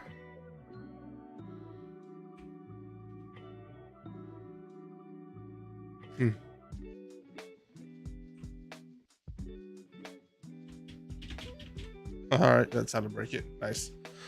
All right. Well, figured that out. Took forever. Moving on. Medium difficulty. Make the door open when the player approaches it. Need to create a new script called door open or door opener. Is that still under?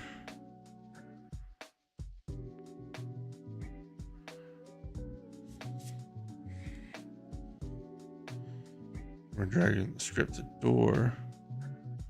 That component. Okay, let's do that real quick. Before we get ahead.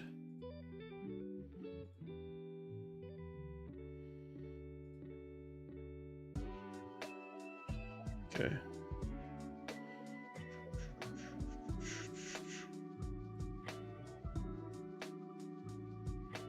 It's under wall door. Okay, it's right there. Okay. Let's go to scripts. Create new model behavior called door opener. And then, come on, I didn't mean actually. Okay. Click on door, drag, sick. Double click door opener. Okay. Make sure we're actually in door opener. We sure are. Okay. Now let's go from there.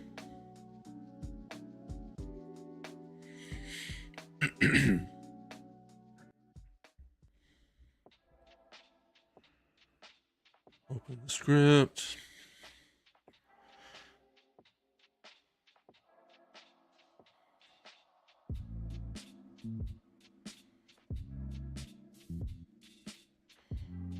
Box collider.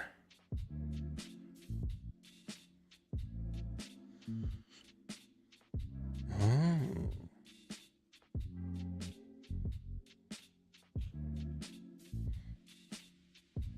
Trigger. Okay. So copy existing. Control V. Control S. Let's move over here.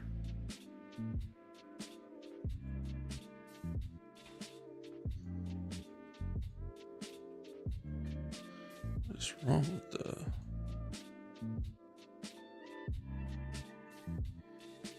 Okay.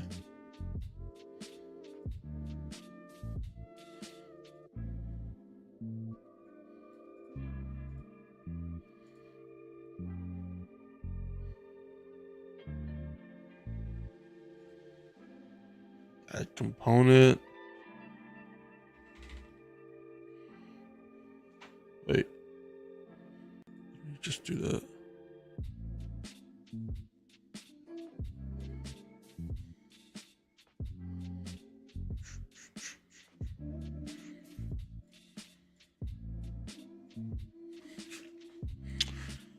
Under the door itself, box collider.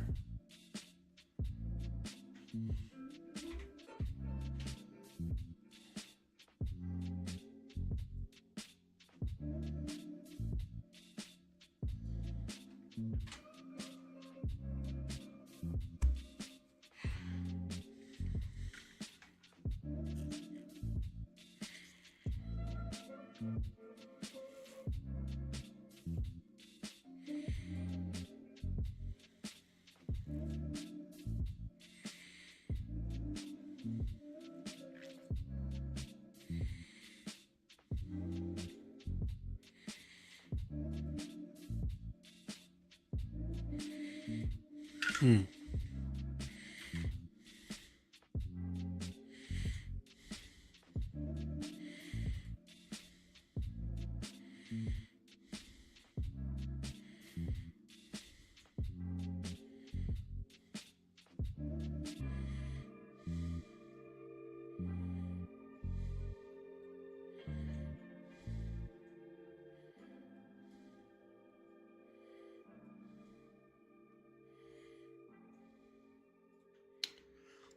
Testing.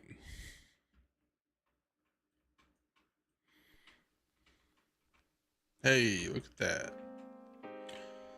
Door opens and I can jump.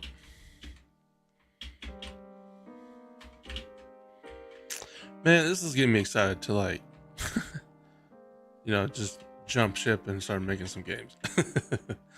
Not even remotely close, but still. The feeling is there.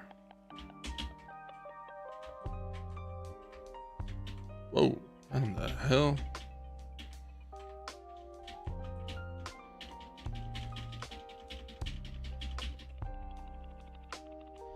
Broke it again.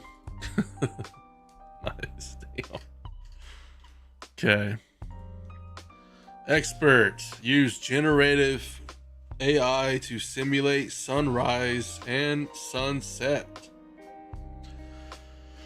You'd be amazed at how much you can accomplish with the help of a generative AI, large language model, LLM, like Unity Muse, ChatGPT, or Claude. These tools are especially helpful for generating relatively simple code. Unity Muse is trained and refined for Unity specific questions. Oh, let's check it out. Unity Muse. There's a Unity Muse. Damn, it's bright.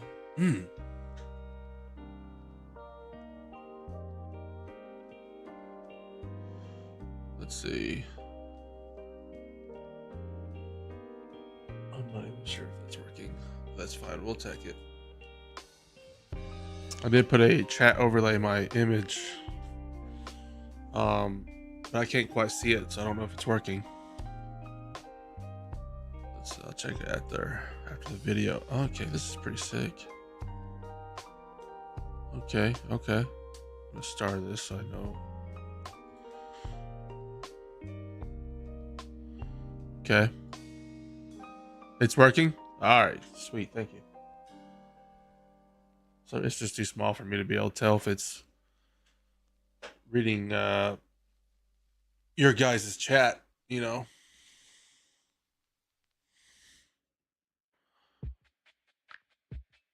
I had to take a back doorway because I'm using Stream Elements and they are still in the beta with doing an overlay for multi-streaming chat. So, I mean, I could probably figure out a different method to do individual chat. So it'd be 2 chat boards, but for multi-streaming, it's either 2 chat boards, and I want 1 chat board.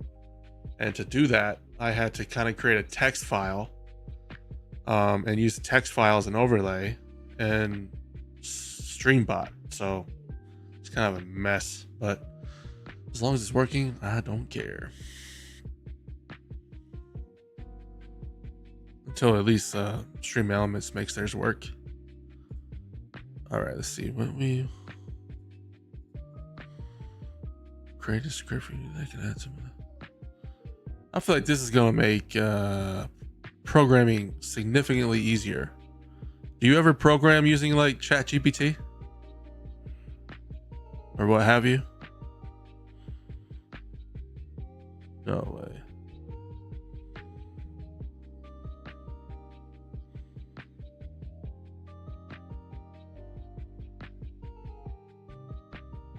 You do. I'm sure it saves a lot of time.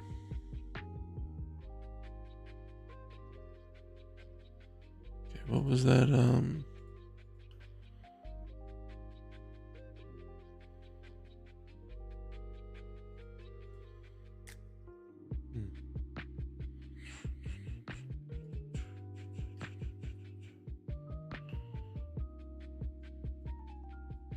Well, kind of sucks that I can't.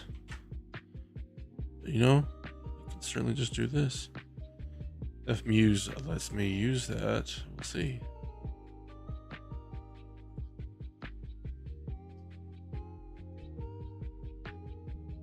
Try Muse for free. Then I gotta log in and shit. Hold on. Let's just go to ChatGPT. I'll check that out later.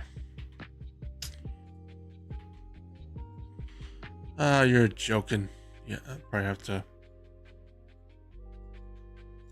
use my logged in account, but I don't want to do that right now. Create a script for Unity that I can add to my.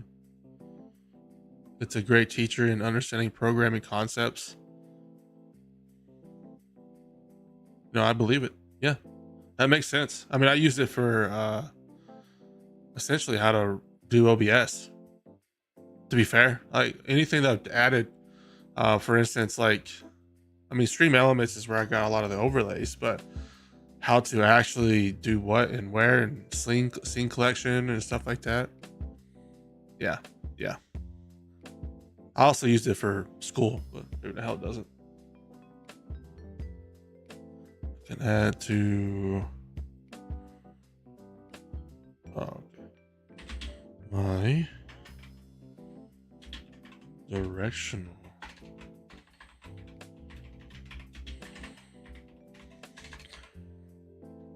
light, that because I think I mentioned in the last video, my capstone is biomedical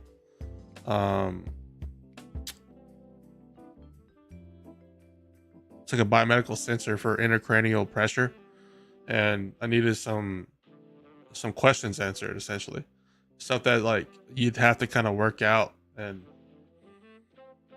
went through ChatGPT for it, and it was correct. So saved me about a couple hours of time. Slowly rotates the light to simulate. Wasn't around when you was in school, and I had long ass papers to write. Yeah, I don't. All of my classes that required me to write, I wasn't around for those classes. I've been in college for a while. I started back in service. That was like, but of course, like I got into a career after the service that didn't actually require a degree, so I dropped it for a while, picked it back up again, dropped it again, picked it back up. I've been in school for like 7-10 years, maybe, probably 10 years. Oh shit, yeah, it's been 10 years now. Because I joined the service in 15. I actually joined late. Where everybody else was joining as they're 18, I was already like 21, 20 years old. So I joined the service, and then that was 10 years ago. So, and they didn't have ChatGPT until what, like 3 years ago. I already had, I think I had 9 classes left, and none of them were writing. They were all like mathematics. And I'll be fair, ChatGPT sucks at math. I don't know if it does still, but man, it did then. Got everything wrong. It's the math that I was using anyways. Lost track. What am I doing? Simulate the day passing. The actual seconds for a day to pass should be a variable edible in the inspector window. But now I'm about to finish though. I am actually in my last class, which is capstone. I saved because I was very part-time. I was doing 1, maybe 2 classes a semester for years. And because of that, well, now my capstone's by itself, and that's what I'm doing now. It's my last class. It's a year long. Jeez, I didn't realize capstone was so long. It takes 2 classes technically, but it's really 1 class just shared across 2 semesters. Okay, this is it. Let's check it.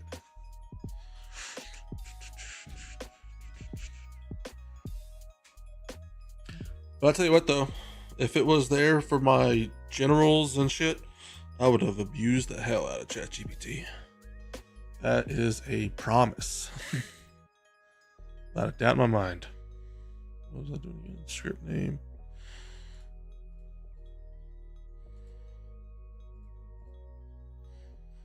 Okay.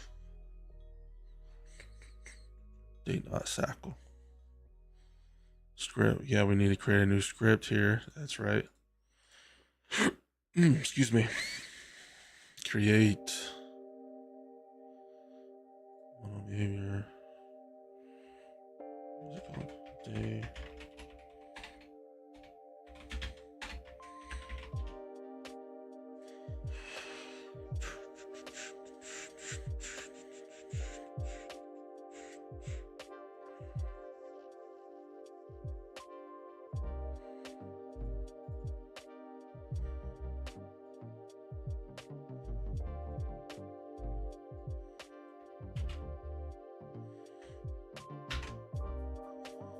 Not sure if this is gonna be sufficient, but we'll see. What the heck just happened here? There we go.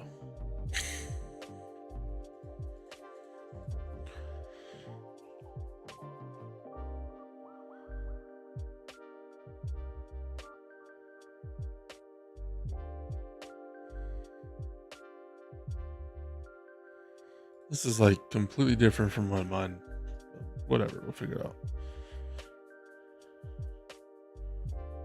Directional light, add component, day-night cycle. Okay. 30. Play it.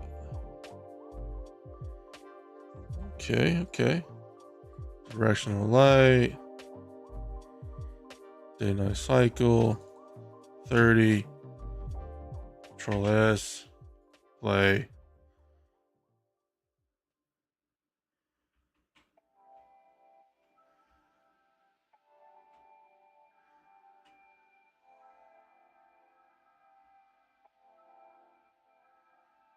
it actually gonna get dark or? Damn, this chair is hurting my ass. Excuse me. Is that as dark as it's gonna get? I guess so. How dark did theirs get? Shoot, let's do this. Okay. Clearly, because theirs is.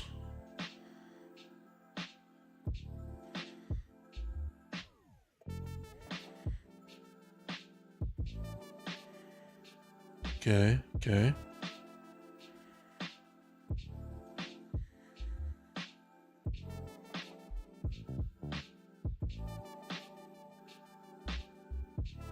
That's about the same. Okay, that makes sense. Next. All right, I think that's going to be the end of the tutorial. I'm going to have to move on to, I think, a quiz.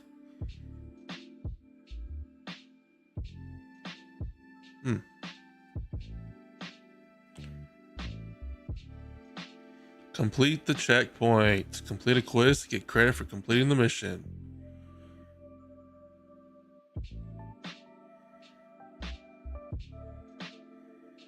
Okay. Damn, it's so bright.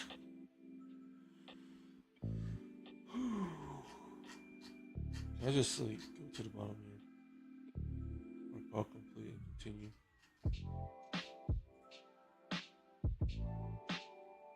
Okay. Skip and continue. Continue.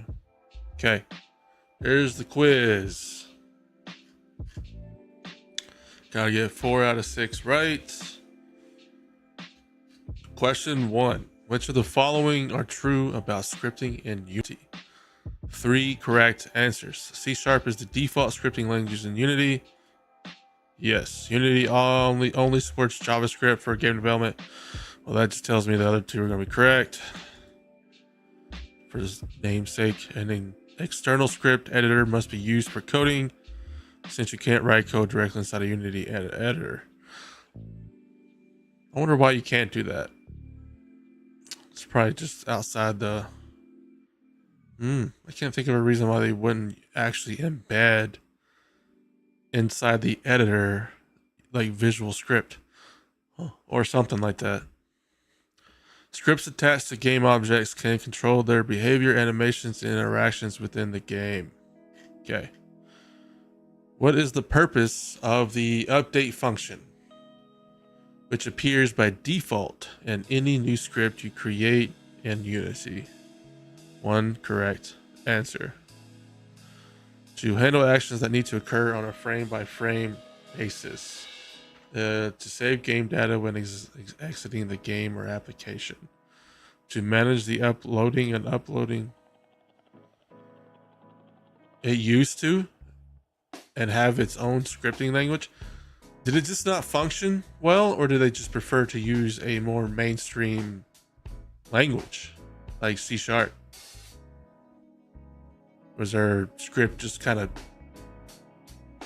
just not it, just trash?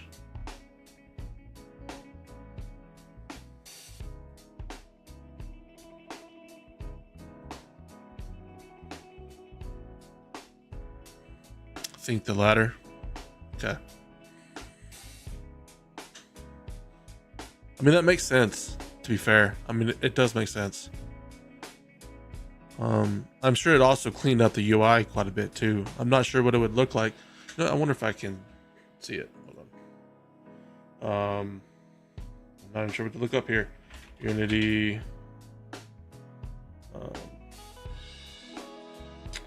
ID. What the hell just happened there? ID script.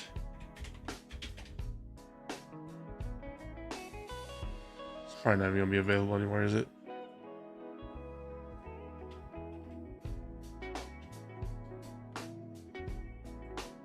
I'm not even sure what I would Google for that, but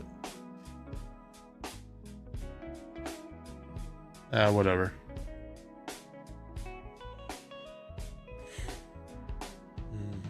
What is the purpose of the update function? It's not to save game data. Was update the one that was frame by frame? I think that's right. There are 2 errors in the line of code below. What are the errors? You forgot what they called it? Okay. So it must have been a while then. Well, definitely they're missing for a float. Because they're using a decimal. Yep, F suffix, there it is. Transform dot rotate. They don't have a end colon. Pretty sure this one needs a syntax. Is that an option? Yes. Old Unity, it was called Boo.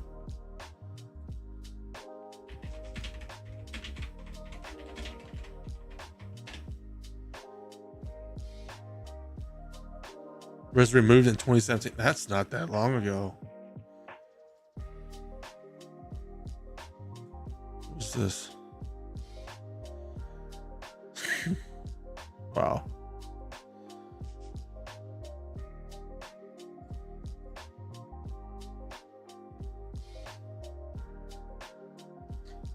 Actually, let me see UI.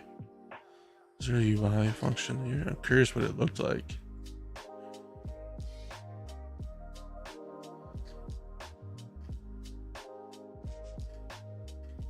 I bet there's, if it was that not that long ago, there's probably videos.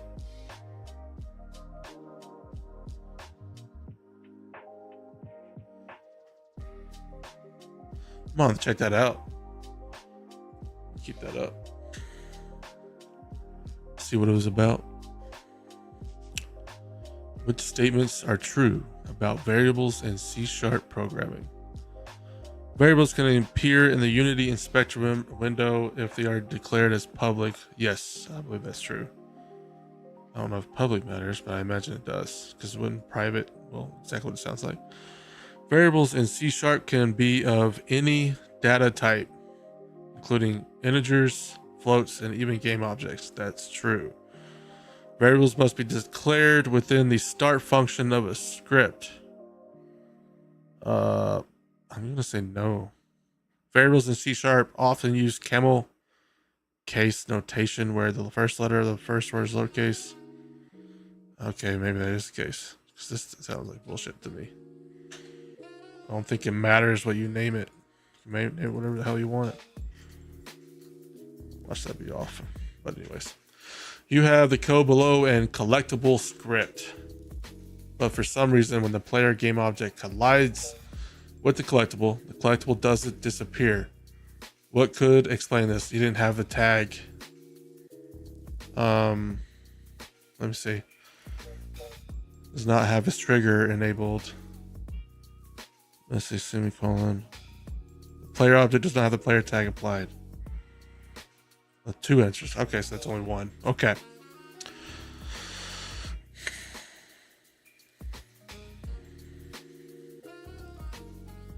Compare tag.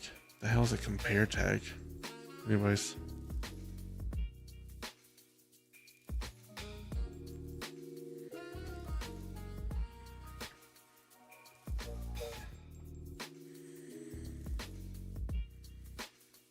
I think it's these two, but we'll check it. What does the instantiate method do in a Unity script? Compiles the script at runtime and allows for dynamic code ranges. Pauses the execution of the script for a specified amount of time. Creates a new game object or copy of an object at runtime, including all its components and properties. Well,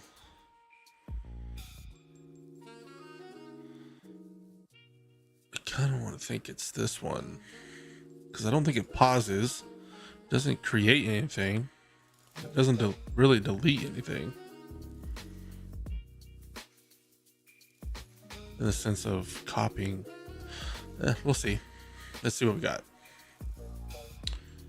Well, 4 out of 6. Well, shit. It's probably the 2 that I was guessing on. Let's see. 2, 3, and 4. Yeah, this is one of them. Okay. This is your answer. Variables can appear in the Unity inspector window if they are declared as public within the script. Can be including integers, floats. Incorrect.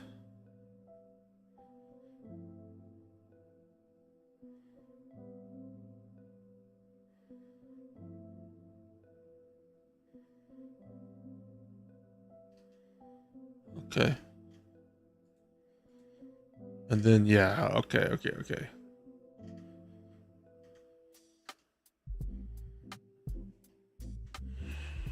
Statement is incorrect. Statement is incorrect. Okay. Completed the mission. Programming essentials in editor. Sure. Wait, there's an art and animation. I want to check out some of these. No, we're not gonna start today. Let's see where we're at here.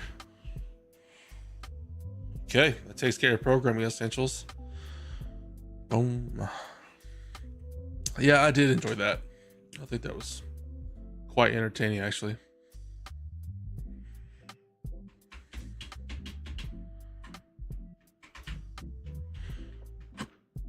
Excuse me.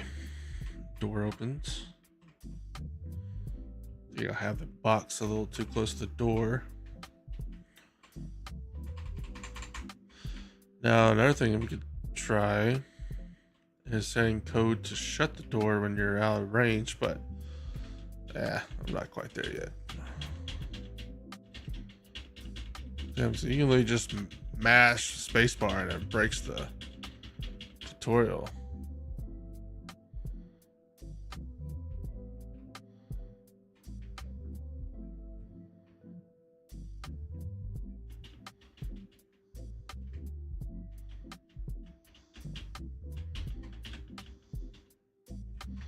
It's another thing we could probably try is to limit the jump to a singular jump. For future, possibly. 2D essentials and publishing essentials. Yeah, well, let's take this to just chatting. All right, that definitely wraps up that. I definitely liked it. I definitely think it's very intuitive though. How they have the IDE correspond with alongside Unity very well, and then like you see the variables actually create like a function within Unity for you to actually edit. I really like that.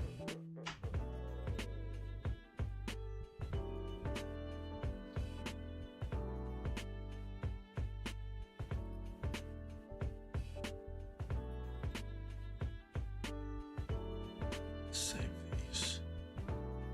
But I think I want to use Writer though.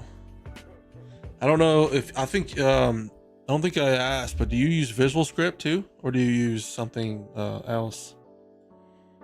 If I get this to load. What? Oh, there we go.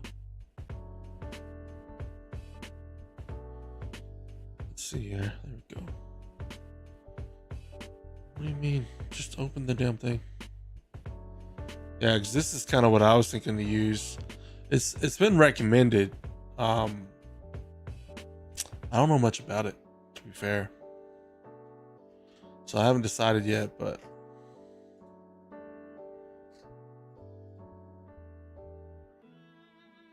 use Visual Studio. I'm thinking I might just stick with it because just because I don't really know much about this. And I mean, Visual Studio seems to be the mainstream. Like, I feel like every time I see someone coding for Unity, it's in Visual Studio. I don't think I've seen really anyone use Writer, but I've read some Reddit pages where they were saying Writer is it. I don't know what the word to use. Is it compile or it's more optimized? Yeah, Writer's free. Writer is free. I think that's another arguable point here that people were stating for it. At least I got mine for free. Let's see. So pricing. Writer is non-commercially free.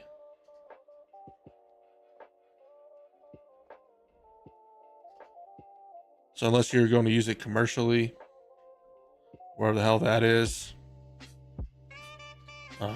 it's free.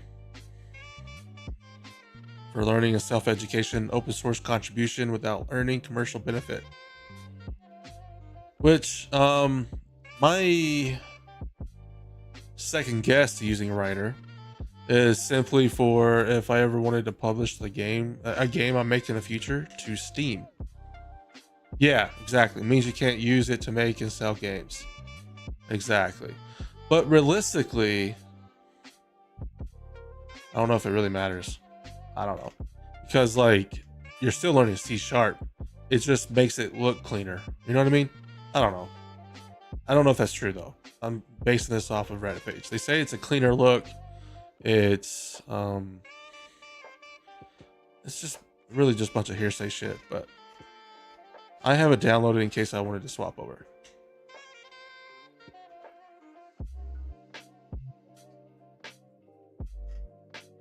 I think the argument was also because there's a free variant.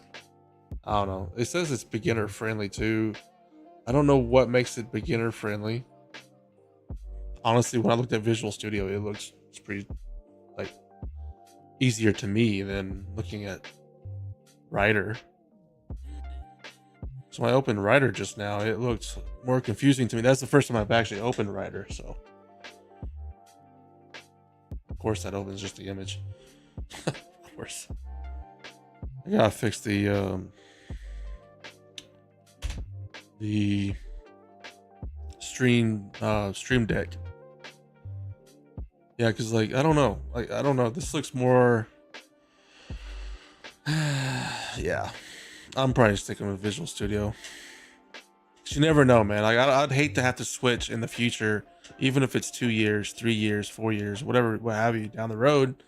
I wanted to post a demo to Steam, and well, I use Writer for it. I'm not sure how they track it. I'm gonna be fair. I don't know how they track it, keep up with it.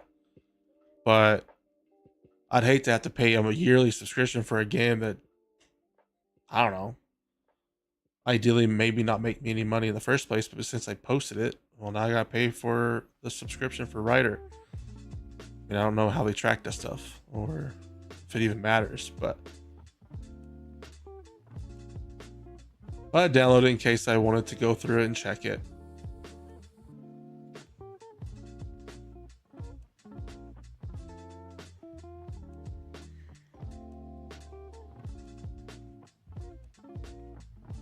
Probably has files included with the executable. Yeah, that makes sense. That makes sense. I mean, it's probably the same, like you're saying, the same method that Unity tracks, essentially, right? Tracks their method.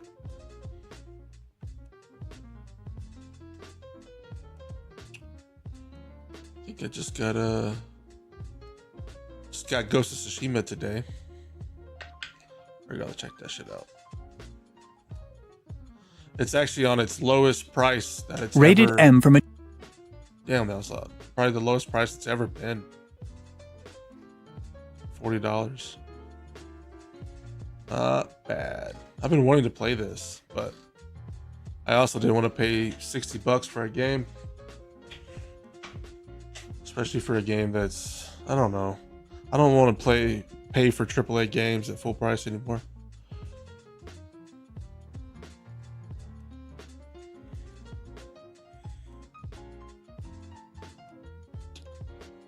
Well, I'm probably gonna wrap up here so I can get to bed. I'll probably wrap up in about within the next 5 minutes, since it's about to be midnight on my end.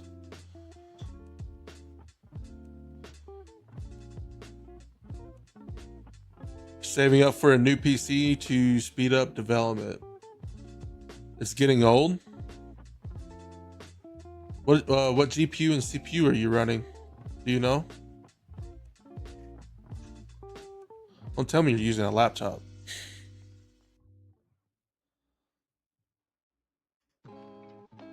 First Descendant.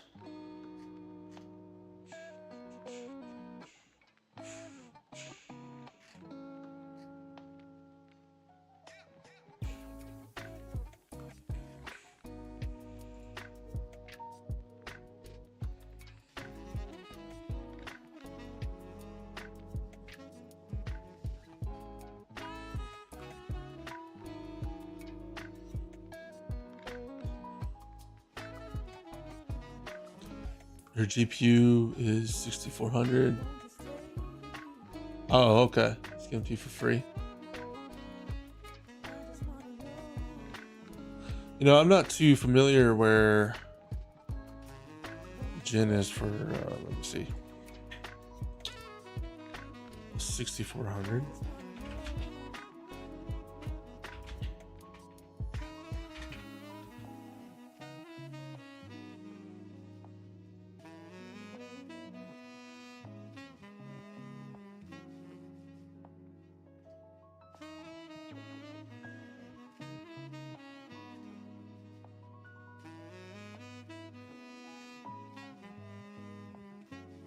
The SFF.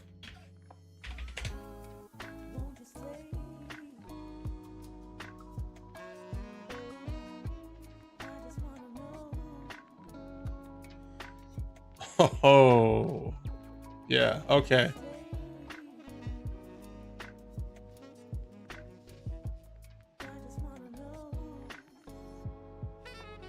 Yeah, it looks pretty damn basic. Yeah, I've never even seen this before.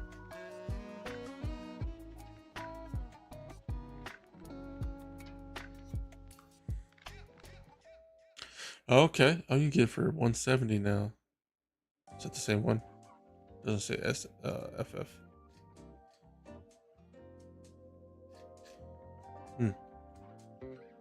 Yeah, the one. So I do have a laptop as well. The laptop runs a 4090, but my personal PC runs a Taichi 7900 XTX. It's like a white variant. So my current one is this one for my personal computer. Yeah, this is what I'm currently running for my current PC. I got it like that. Can't quite remember. Yeah, I got 24 gigs of overclock. It's a fucking beast. Honestly, I don't regret it. I was thinking of trying to go with more of a NVIDIA card, but man, those prices are just wild. I decided to stick with an AMD kind of card, you know. I don't regret it. But my CPU is a 7950 X3D. Yeah, Ryzen 9 currently. Which I also got a really good deal on. Ouch. I haven't had any issues running anything, to be fair. The only thing I have issues with is fucking fans. I'll tell you what. Like, I mean, if you can see it, I'm actually running like 11 fans, and one of them doesn't even fucking move anymore. I'm not even sure. It's probably got clogged with dust or something. I'm not even sure, but everything else, great. I'm even running the new, this was a, probably shouldn't have bought this to my PC, but I'm also using a Hydro Shift LCD AIO.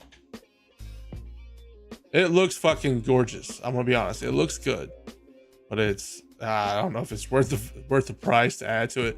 This essentially looks like my PC. If you put it in a much bigger case, this is essentially what my PC looks like. Of course, I'm using actual streamer cables.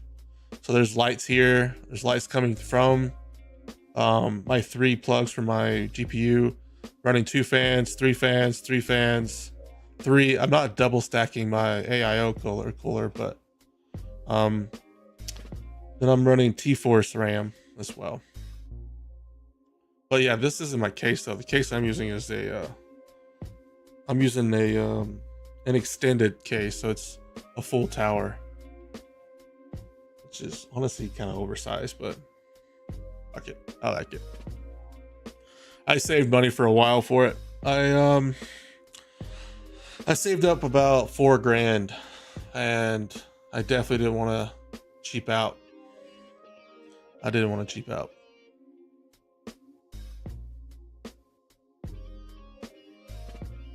But since I didn't think it through, I didn't cheap out on the PC. That means I'm also running the same fucking peripherals. I'm running the same mouse I've had since probably since I'm running the G305. I've been running this thing since it came out. So I've had this since it came out. And I'm also running the Alienware 34-inch monitor, the 1440, since it came out. So since I didn't leave any, yeah, Logitech, I know. Honestly, I haven't had any fucking issues with this device because it's literally a battery, and this thing is ultra reliable, man. I've dropped the shit down like wooden staircases and plugged it back in and no problems. But this is the only thing on my desk other than maybe my speakers is Logitech. The speakers I'm running is the because I had these since they came out. I didn't leave any money for peripherals, honestly. I should have, but I didn't. I'm using the actually I can probably just do this. Should just type in Logitech, right? Tell you, this is the only two items on my desk that's Logitech: the G560 and the G305. Yeah, that's it. That's it. It's very straightforward. But yeah, I wish I left some money for getting a new monitor, for instance. Especially since OLED isn't as concerned with burn-in anymore. Yeah, other than that, I would have liked a new monitor because I'm running 1440p when I could easily be running 4K. But what have you. Plus, I was thinking about getting out of the this is like a 48:9 monitor. It's ultra wide, so I thought about going for something that's closer to like 21:9 or something like that.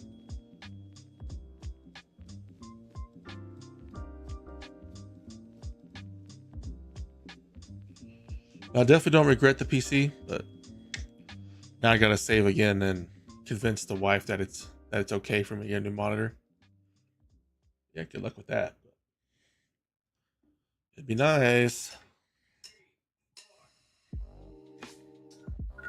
Someday I'll get an OLED.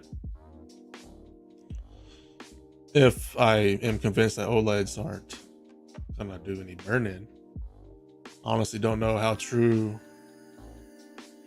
to it is, but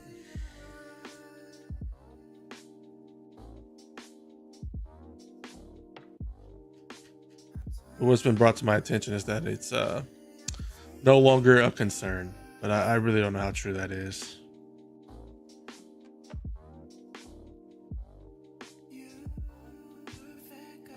Let's see.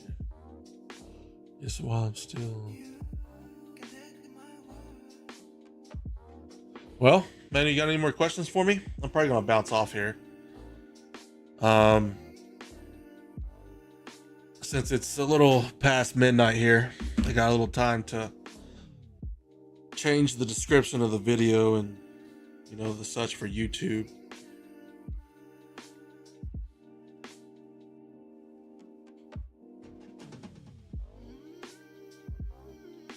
Thanks, man. I appreciate that.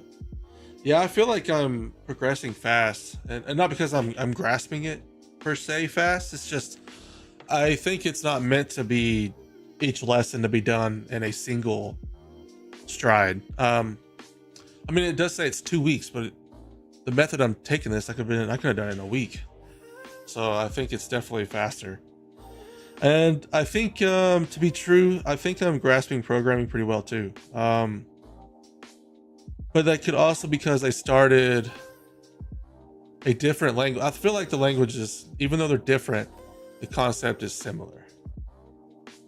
I've never touched C#, but I have put my hands on C++ and Java.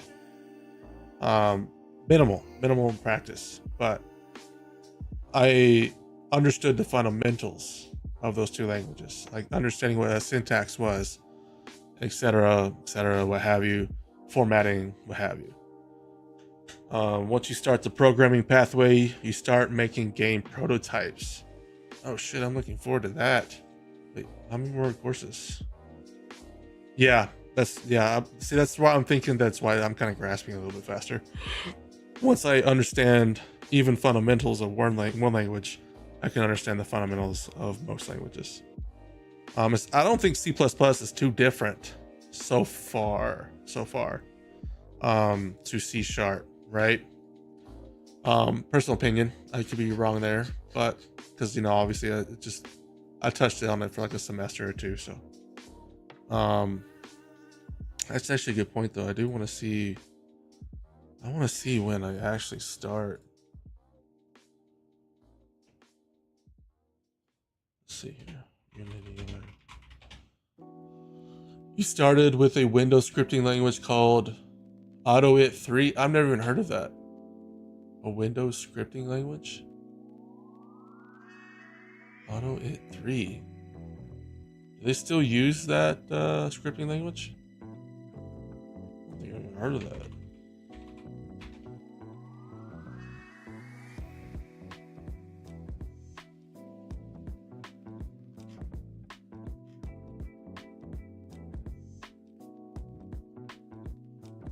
Okay, GUI tasks.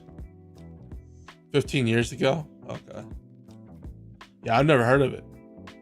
I thought that I've at least heard of most languages, but well, people keep surprising me, I guess, because I've never heard of that.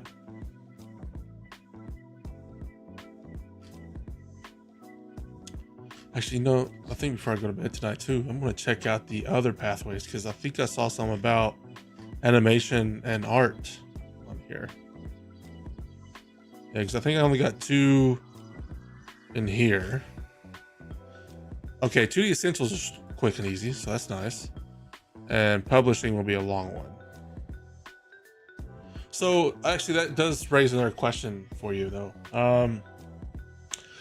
Like Writer, something else was recommended that I download in preparation of jumping into Unity and C#. And that was using Git and Git LFS. Are you familiar, and if you recommend it? I think it's purely just for storing your your data. GitHub Desktop Goated. Okay. Yeah, that was another thing that kept coming across. It was that like you needed to set up the Git and Git LFS, and every pathway, or excuse me, every project you need to set up a commit. So essentially you commit it, so you can always backdate or whatever, what have you, if you fuck up a project essentially. And knowing me, I will fuck up a project and have no idea what I did wrong to fix it. But yeah.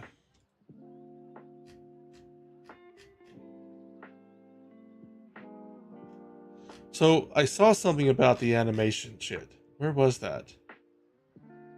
Browse. Let's go to art. This is something I'm curious about. Hey. Version control, learn it and use it. You can make drastic mistakes or add unwanted stuff to your project and restore it using version control. Version control. Is that like an external?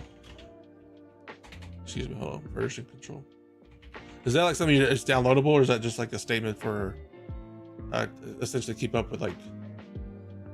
Is a system that tracks and manages? Okay, so it's a. Check this shit out. It's just what they call Git. Oh, okay, got you. Yeah, because I do have the Git stuff essentially set up already. For the most part. It's ready. The only thing that's not ready is the LFS, in the sense of having it intertwined with projects. But what I understand is it's not intertwined with Unity, it's intertwined with the project. So you've got to do it for each project. I could be wrong here, but that was my initial understanding. So I haven't jumped into it yet, since I haven't actually opened my own project. Yeah, that's the case? Okay, good. Okay. I mean, it would have been nicer though if it was, for Unity. So every time you created a project, all your projects were committed, but I can see why that would be. Because I mean, you'd be committing all projects every time you commit. That would be annoying. So that makes sense.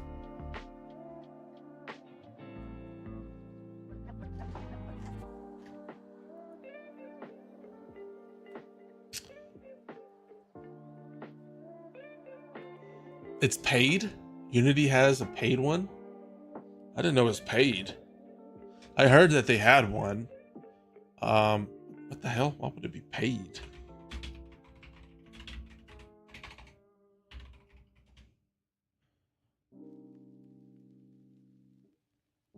Version control.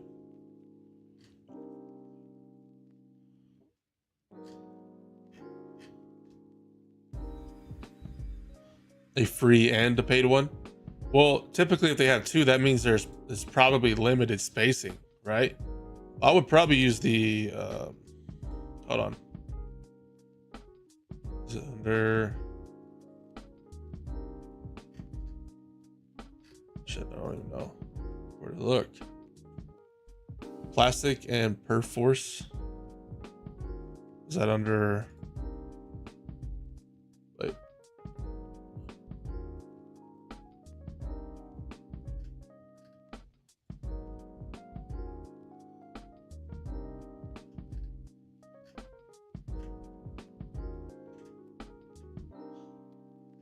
wonder if I have it under.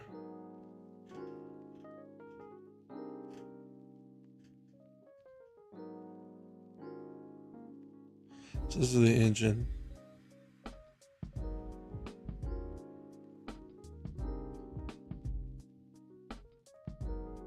Let me just look up what you said. Unity plastic and per force. Let's see here. So plastic SEM and perforce helix core.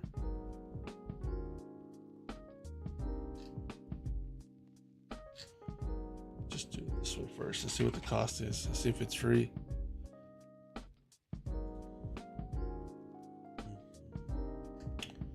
So 1 to 3 users is free for the plastic. I have no fucking clue what the difference is as of yet. Wait, did that say size difference though? Okay. Yeah, I'm just gonna use Git too, because if I'm not mistaken, it's unlimited spacing, right? Like there's no cap. No real cap. I mean, it sounds like right here, 0 to 5 gigs is free for 1 to 3 users. What the fuck are you using? Like, that sounds, that sounds like, what the hell are you gonna store? Like, out of nothing. Let's see here.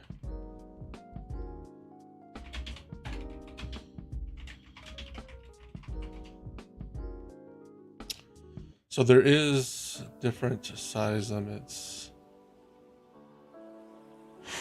There's a GitHub plan. Let's see.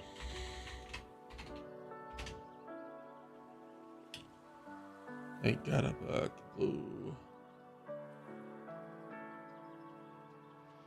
I have opened this maybe enough times just to pretty much create an account. Something else I was going to learn on the way here.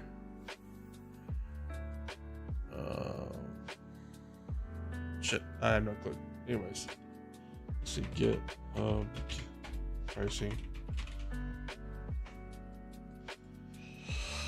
All right, so I got the free, obviously. This is for GitHub.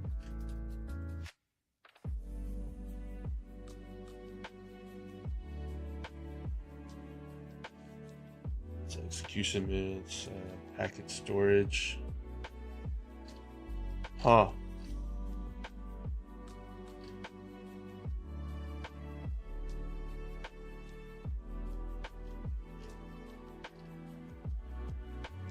See, this is what I'm running.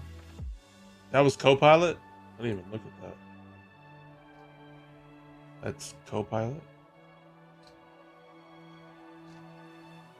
But this was Copilot?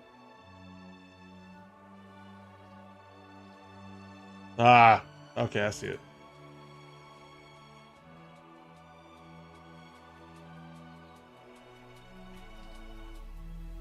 So wait. Do you use Git to store your entire game project or just your code? Like, it just stores the code, right? Because then it wouldn't really consume a whole bunch of space. I be mistaken here. I don't know. GitHub code spaces, all of it. Shit. Okay.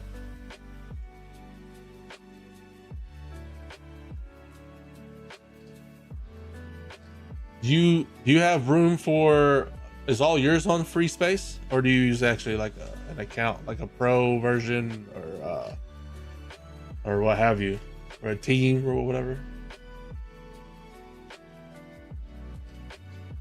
I'm getting way ahead of myself here, but it's good to know.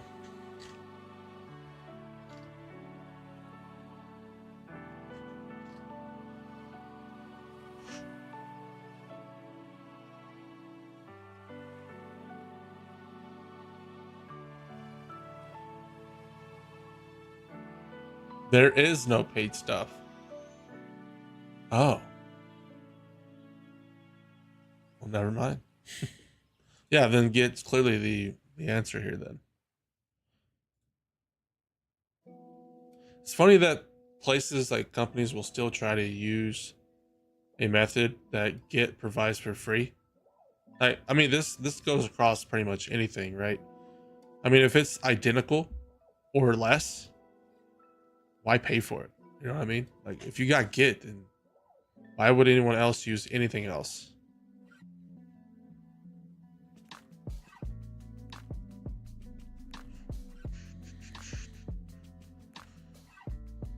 Photoshop and GIMP.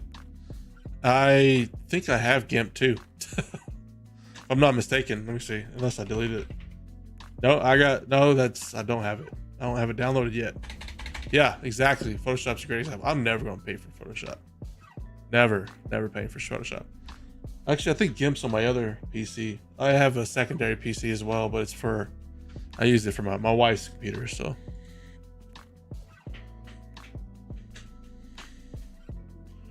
Yeah. Actually, speaking of that, why haven't I not downloaded that yet? I try to download essentially everything. Well, it's probably because art's one of the last things I'm looking at. But.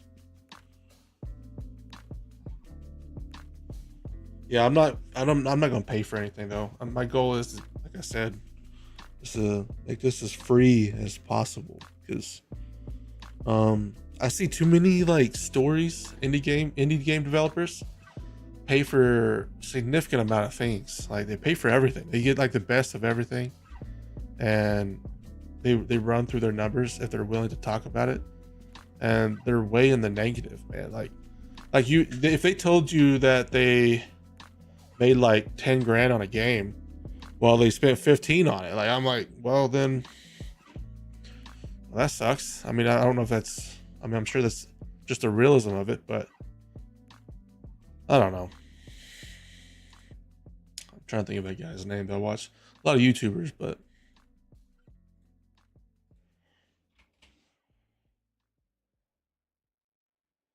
I've been watching this guy quite a bit.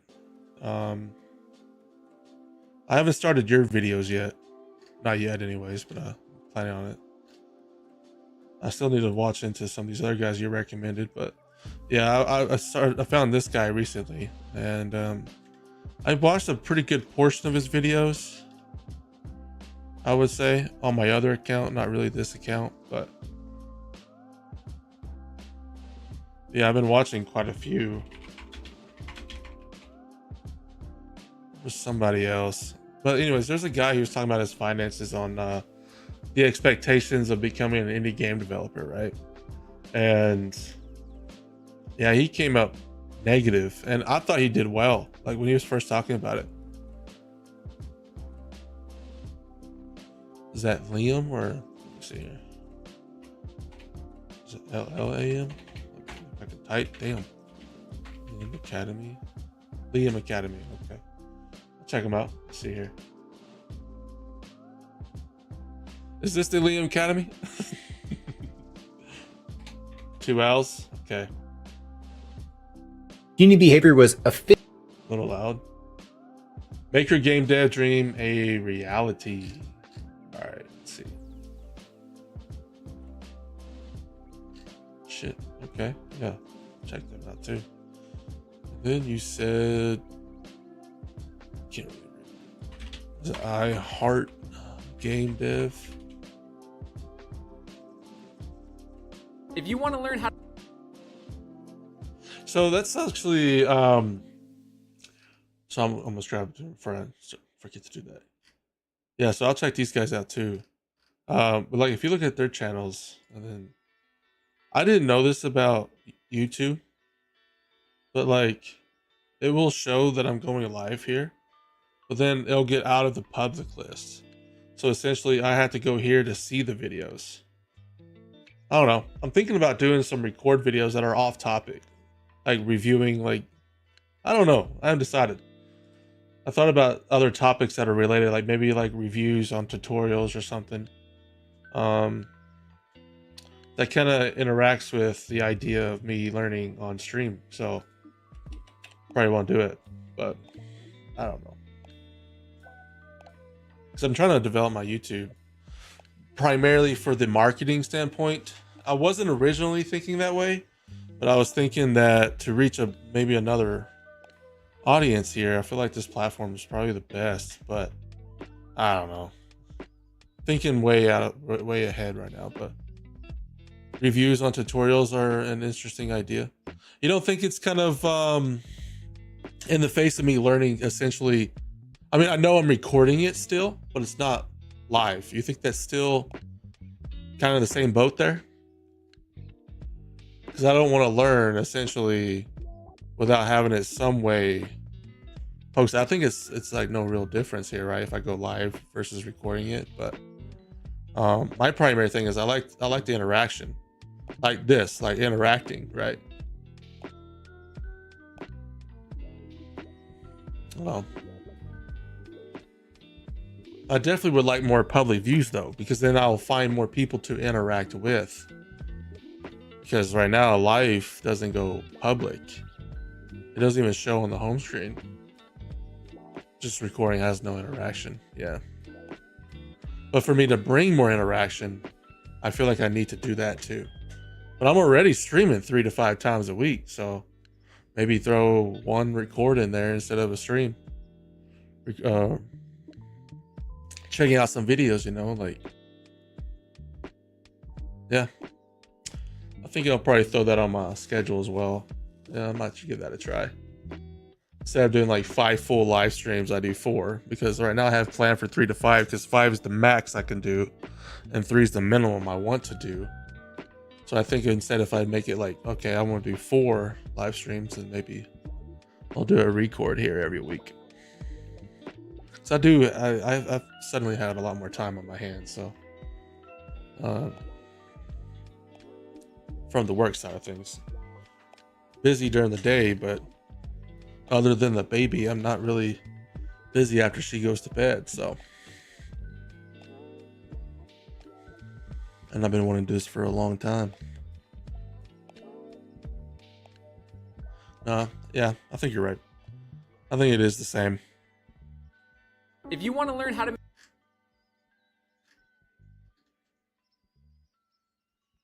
I think the only thing that I won't be doing though when I do records is edit, because man, I'm not wasting any time on edits. I'm not editing anything. At least not yet. Not right now. Not when I'm trying to have a primary focus on essentially learning the material.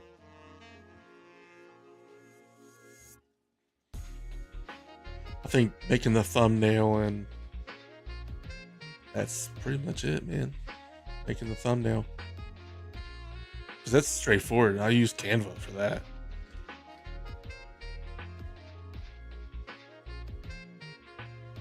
I use the exact same thumbnail every time. I just change at least for now, right?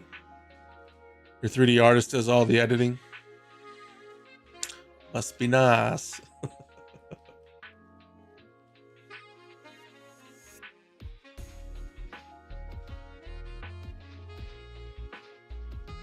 I didn't even check if this link works.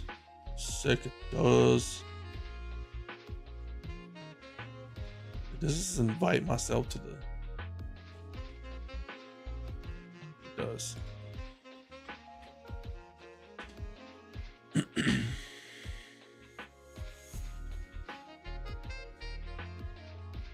The first 5 seconds gets them to stay. Fair. Well, my first 5 seconds is a starting stream. Essentially, my first 5 seconds of all my videos looks like... See if I can get it to pull up here. Looks like this right here. Sorry, that's the transition. This is essentially my first 5 seconds every stream.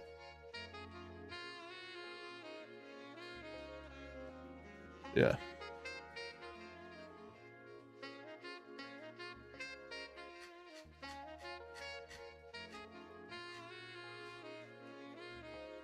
Tech issues.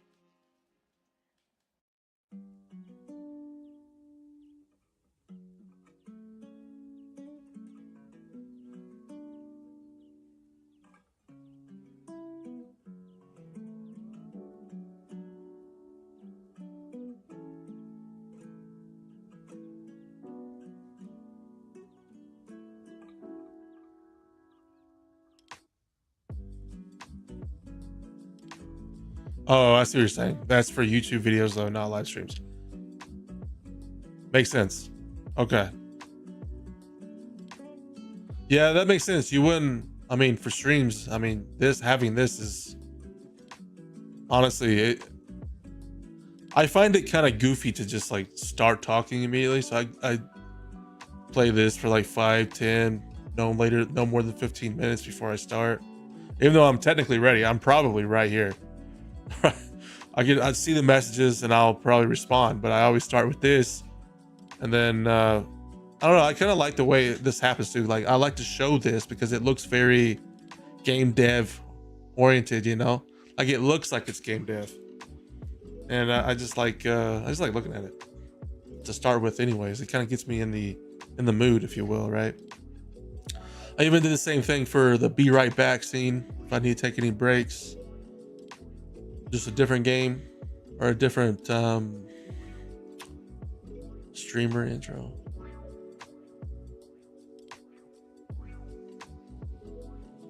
And the just chatting scene. That's the ending scene. I do have a game scene, but it's gonna be black because there's no games planned. But a streamer intro. I think I thought about like actually making a more high quality intro in the sense of like instead of having a starting scene, actually having a scene with me speaking and talking, and that will be the starting soon, or just me actually coming up with an intro to essentially to every stream. But I haven't decided. I don't know. I really wasn't taking it too serious in the sense of like what I thought was proper. I just wanted to make it look a little more clean every time I go. And since this is like my fifth video of all time, fifth time ever standing in front of a camera like this and making a stream, I thought about like just hitting up perfection, like perfecting it as time goes on, essentially. You know, a streamer that does like 1 hour intro streams that they will sit there and talk for an hour before starting a game. Damn, it's a long time to sit there and see me ramble. I would just log in an hour later if that was me. You know, I don't know. I prefer to jump right into it. I prefer to like in those 5 minutes while the streaming is saying it's beginning, I prefer to spend that 5 minutes like, okay, where's everything? Let's make sure the shit's clear. And then be like, all right, I'm ready to jump into it as soon as it's ready. I'll be like, hey, yep, this is me. Back at this shit again. And then I just open what it is I want to do and then talk during it. As long as it's not like a video or, shit like that. But I don't know. I thought about making an actual intro though. I wouldn't make it an hour.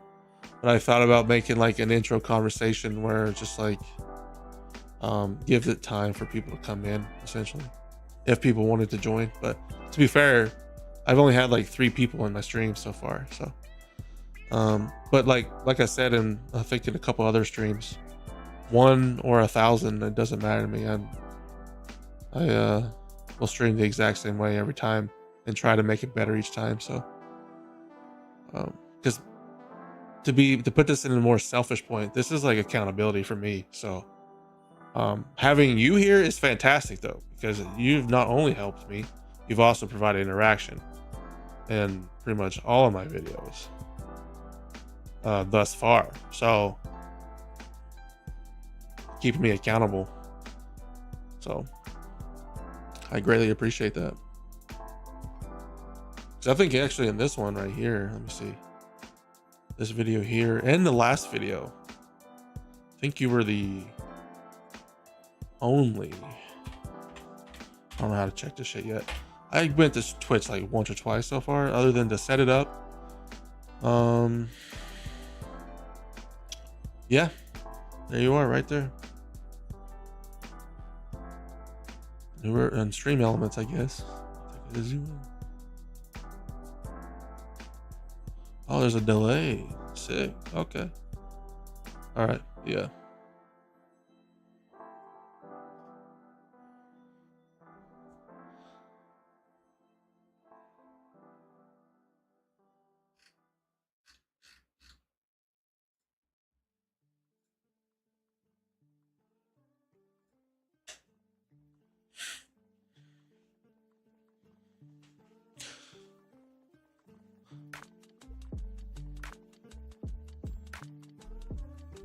I need to get into learning this better at some point.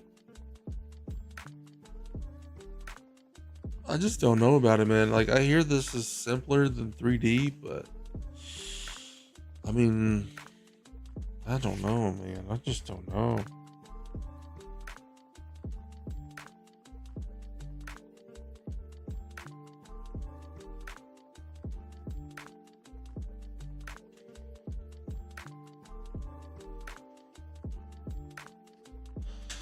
Damn, sometimes I feel like I got too many damn games. And then sometimes I'm like, I don't got enough. This is a game I need to pick up and try again. It just depends on the person, I guess. I started with 3D and learned how to model a little. Yeah, that's kind of what I want to do, honestly. I look at 2D thinking that it would save me so much energy and time. And I feel like I could get something out in the sense of, see, I don't need to focus on this, but it still makes me think that I could get something out quicker. I can make something quicker and understand something faster. That doesn't mean necessarily the case, but it just sometimes it makes me feel that way, you know? When I look at 2D, I'm thinking like, well, 2D is a simplistic one, you know, it's a 2D world, right? Where 3D is, there's a lot more dimension to it. There's a lot more trying to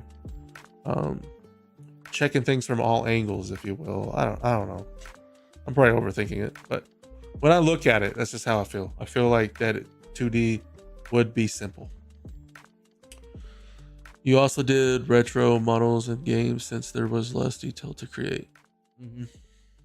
See, that's another thing too, is I like retro games. I mean, due to the contrary of like what I used to here, I think the only closer retro is probably Blasphemous. But I've always thought about picking up some more retro style games. I used to play them all the time as a kid, you know? I mean, who didn't? At least in my age group and higher. I don't know. I thought about kind of like jumping into trying to make my own retro.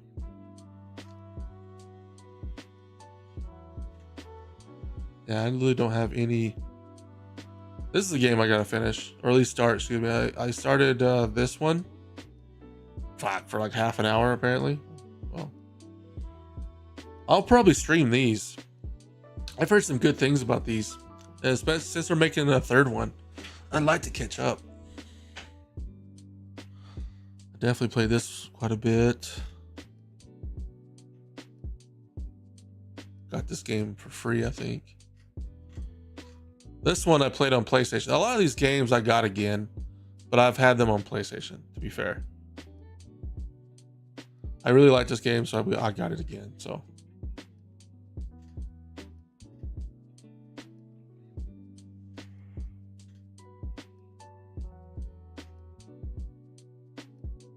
you know, since you did retro though, would you say it's easier? I mean, I feel like if I excuse me, watching videos on like ideas of starting like indie game, what game you should try to do first, the small projects is always recommended first, and all of them are recommended in 2D. Check out Start Crafts and the Sticky Wizard if you want to attempt 3D modeling. They make it look easy. You know, I used to watch those time-lapse ZBrush videos. That shit used to make it look easy too. Check it real quick. Start Crafts. I think I've heard this guy before.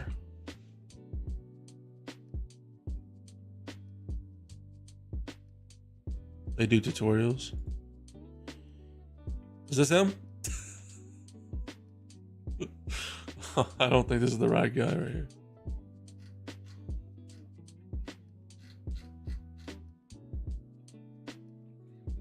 Start Crafts. Another game dev. No, I don't think it is. It's not the guy. Let me see here. It's not a secret the that man. I'm into grim dark fantasy and Yellow icon. Okay.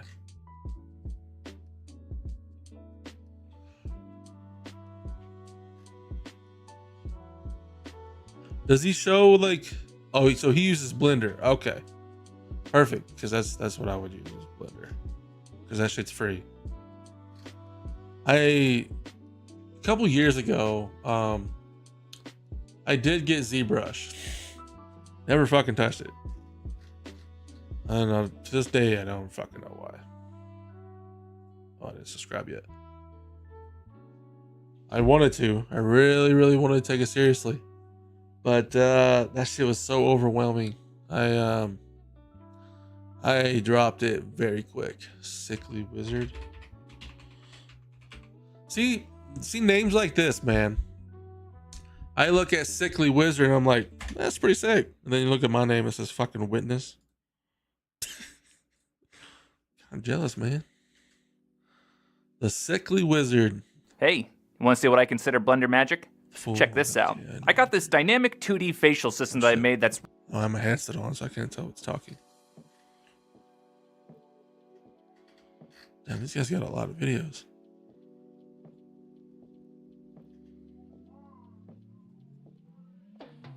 Do they go live? They do.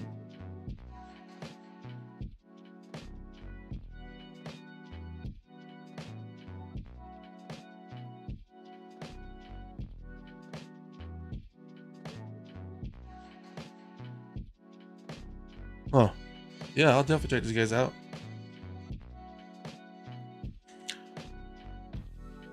Actually, you should check my next record when I start doing the record videos. I'll go over your videos. I'll start with yours. I'll talk shit about them. I'm just joking. 27-day progress.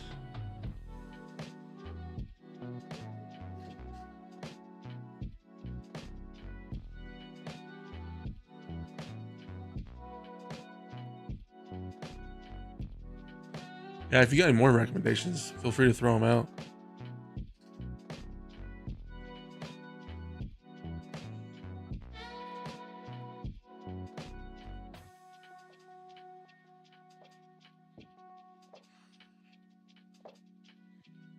Yeah, this game's got like some really good reviews and recommendations. I tried it once. I'm not gonna knock it, but it definitely, it's a taste. It took me a minute to kind of get a hang of this game.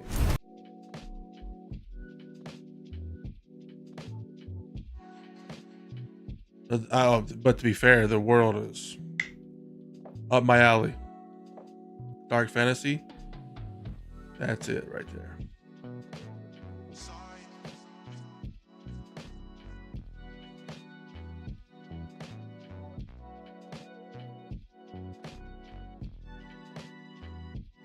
Shit, it's already almost 1 o'clock. I'm gonna have to wrap up here soon, dude. I talked for 45 extra minutes. Well, if you got any more questions for me or any recommendations or feedback, what have you, shoot them at me. Otherwise, I think I might be wrapping up the stream here before it gets too late.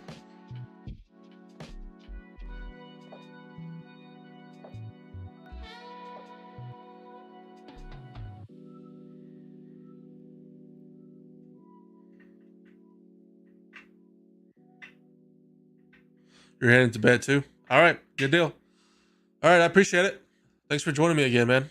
I'll see you on the next one.